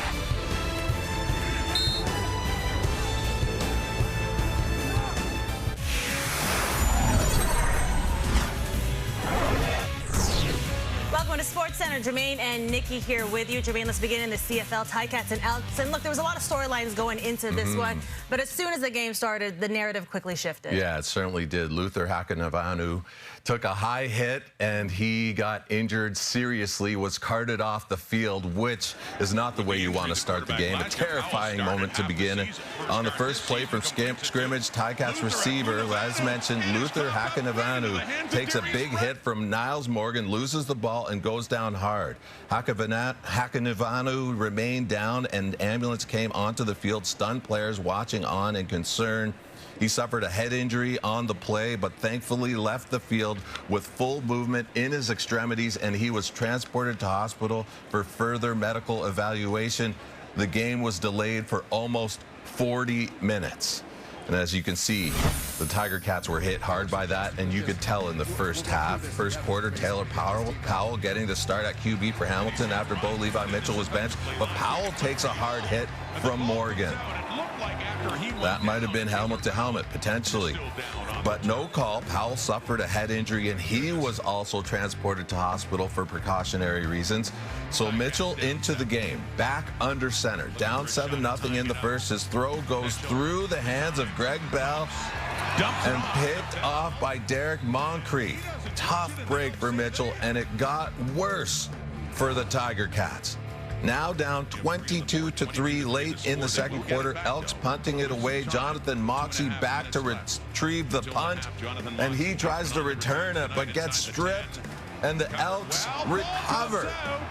It's already Hamilton's 3rd turnover of the game. And just 2 plays later, McLeod Bethel-Thompson connects with Dylan Mitchell for the score. Bethel-Thompson getting the start with Trey Ford out due to injury. Elks lead this one 32-3 at halftime. This is in Hamilton. Oh, boy. Oh, that's tough. But Hamilton fought back a bit. Now a 2-possession game in the 4th quarter, but check out this catch by Hergy Mayala. How did he keep his concentration? Somehow hangs on to the heavily contested ball, and just a couple plays after that, Justin Rankin runs in his 3rd touchdown of the day to put this one to bed. Ooh, a tough one for Hamilton. This is just the Elks' 3rd win over the last 10 meetings against the Tiger Cats. Edmonton winning consecutive road games for just the 2nd time since June of 2018. The Ticats are the only East team with a losing record versus the West this season. Tabby's 1-5 against the opposing conference. For more, let's go to Cape Burness.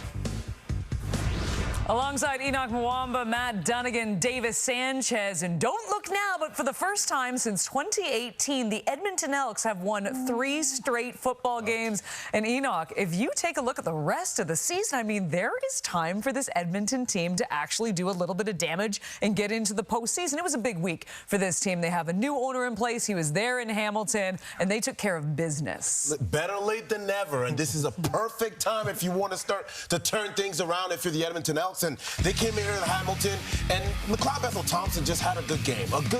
And he's been having good games since the beginning of the season. He's been having good games, but the difference tonight was they took advantage of each of the opportunities that came their way. 3 turnovers, we talked about it already, from the Hamilton Tiger Cats, and they took advantage of that. They scored pretty consistently. Everybody got involved. Gino Lewis got involved very well tonight. Hergy Malai, we saw that catch as well. He got involved. Curly Gibbs a little bit well. We're going to talk about the running game. Mr. Rankin came in here and also contributed very well. So the Edmonton Elks went through a rough start of the season. It was tough. It was hard. The Hamilton Tiger Cats, they didn't like this, obviously, tonight with what happens. But guess who is happy tonight? Larry Thompson and the Edmonton Elks organization. And they don't feel bad at all for what's happening in Hamilton. Enoch, it's a good story happening in Edmonton. Really good week, like you mentioned, Kate. And I look at the opportunity. And for Justin Rankin, kid from Kent State, Oberlin, Ohio, just took full advantage of it. In fact, the last 3 weeks, he's been spectacular. He's just making it happen, running hard and finishing. Here you're going to see him on Casantonis. He just punks him with the stiff arm right there. And it's pow! Wow. And it's like, say hello. Wow. And he finds the end zone for the 3rd time.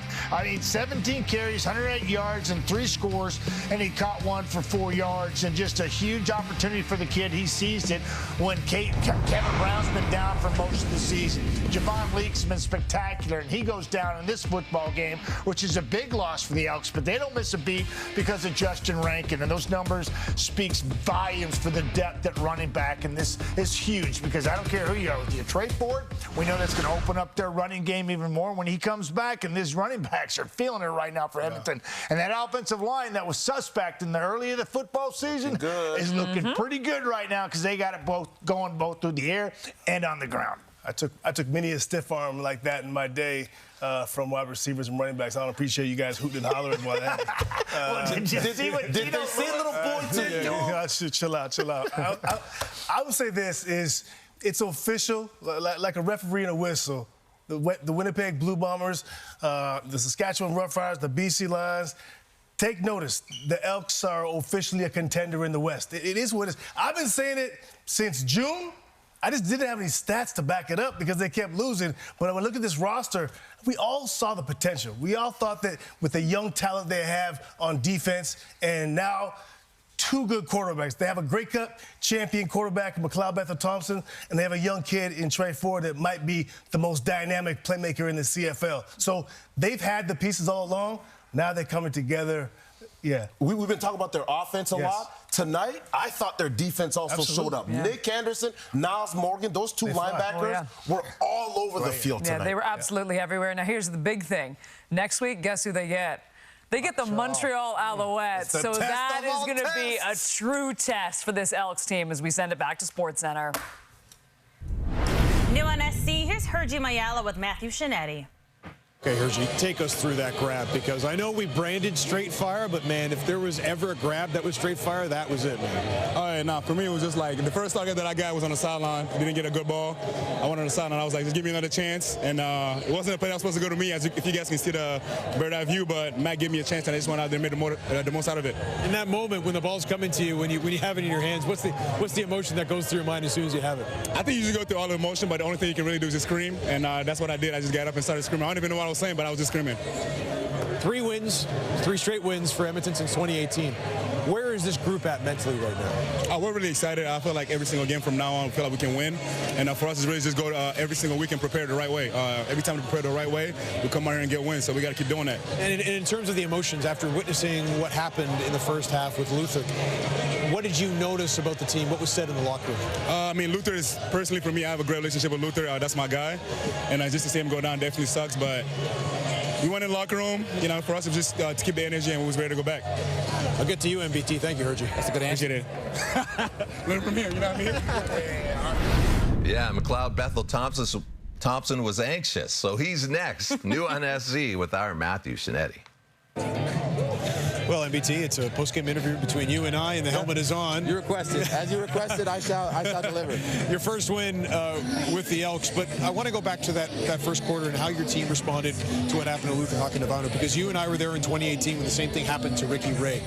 Take us through the mindset of a player when they understand how much goes into this game, the sacrifices and the injuries that can happen, and how your team responded to that. Yeah, for lack of a better term, we're modern-day gladiators, you know. So when we see a brother go down like that, like, it's tough. That's not why you play the game. That's not what you want to see. So just kind of resettle and settle your mind and tap in with each other and know that we're playing for each other.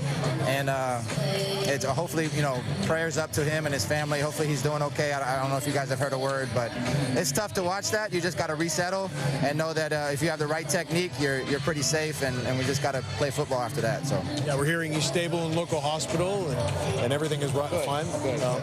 In terms of this team right now, to see that response offensively, was that the most pleasing thing, to be able to capitalize on those turnovers when they happen? Yeah, I mean, to put up that many points and what we've been doing for the last 3 weeks, we're pretty scary right now. So it got a little sloppy there at the end of start of the third quarter. We didn't kind of catch our rhythm back. Maybe we sat back a second coming out of halftime, but just taking it play by play. We know we have the players, and just got to do it one game at a time. So on to the next one, but we're definitely going to celebrate this one, because you don't put up 47 points too many times against a good team. So I know you think about your team first, but how satisfying is this win for you? No, it's a team all the way. This is a great group. What we fought through for the first, 7 games of the year, that's no joke, man. And when you build an identity and a backbone that are outside of the results, right? If you trust the process and you trust the people you're going to work with every day, and you like the people you're going to work with every day, you got a special opportunity. So it's a beautiful thing about the CFL is there's always a shot, and I tell you what, people aren't going to want to play us down the stretch. Always a pleasure, MBT. Thank you. Week 11 in the CFL caps off with the expected return of Nathan Rourke. After signing a multi-year deal to come back to BC, Rourke is likely to be under center for the Lions when they take on the Bombers. Sunday, 7 p.m. Eastern, 4 Pacific on TSN 1 and 3. New on SC, here's head coach Scott Milanovich at the podium. Luther, he was moving his extremities. I don't want to say it was precautionary, because anytime there's a head injury, you can never be too cautious, but he was on his way to the hospital. Same thing with Taylor. I know there's been some testing done, but we don't have any further updates on that. Tyler also had a little bit of a head injury, not a little bit. He also had a head injury. I don't have any update on him, except I just saw him walking around in the locker room. Earlier this week, you were standing up there and abundantly clear with your message that turnovers and penalties were a problem that had to stop. Mm-hmm. I don't think your team could have not heard you this week. So how do you explain what happened tonight? Yeah, the first play, it was a vicious hit. I'll have to see it on film. It looked like he got kind of bent back. I don't know that you can, second guess Luther's ball security in that situation. I think the interception that Bo threw, I think that went kind of through Greg's hands. Another one that, not that there's ever a good turnover, but those are unfortunate, right? And it's not a poor decision or a lack of ball security. And then I didn't really see the one on the return that Mox had. With the penalties, again, I'm just going to have to see those, right? I'm going to have to see those on film to see where they egregious. I saw a couple of them on special teams that I thought were. But yeah, I'm going to have to get back to you on that. It's obviously disappointing. And the Elks, with their first 3-game winning streak in 6 years. McLeod Bethel Thompson, with his first win of the season. Trey Ford had the Elks 2 other victories. They're on a roll.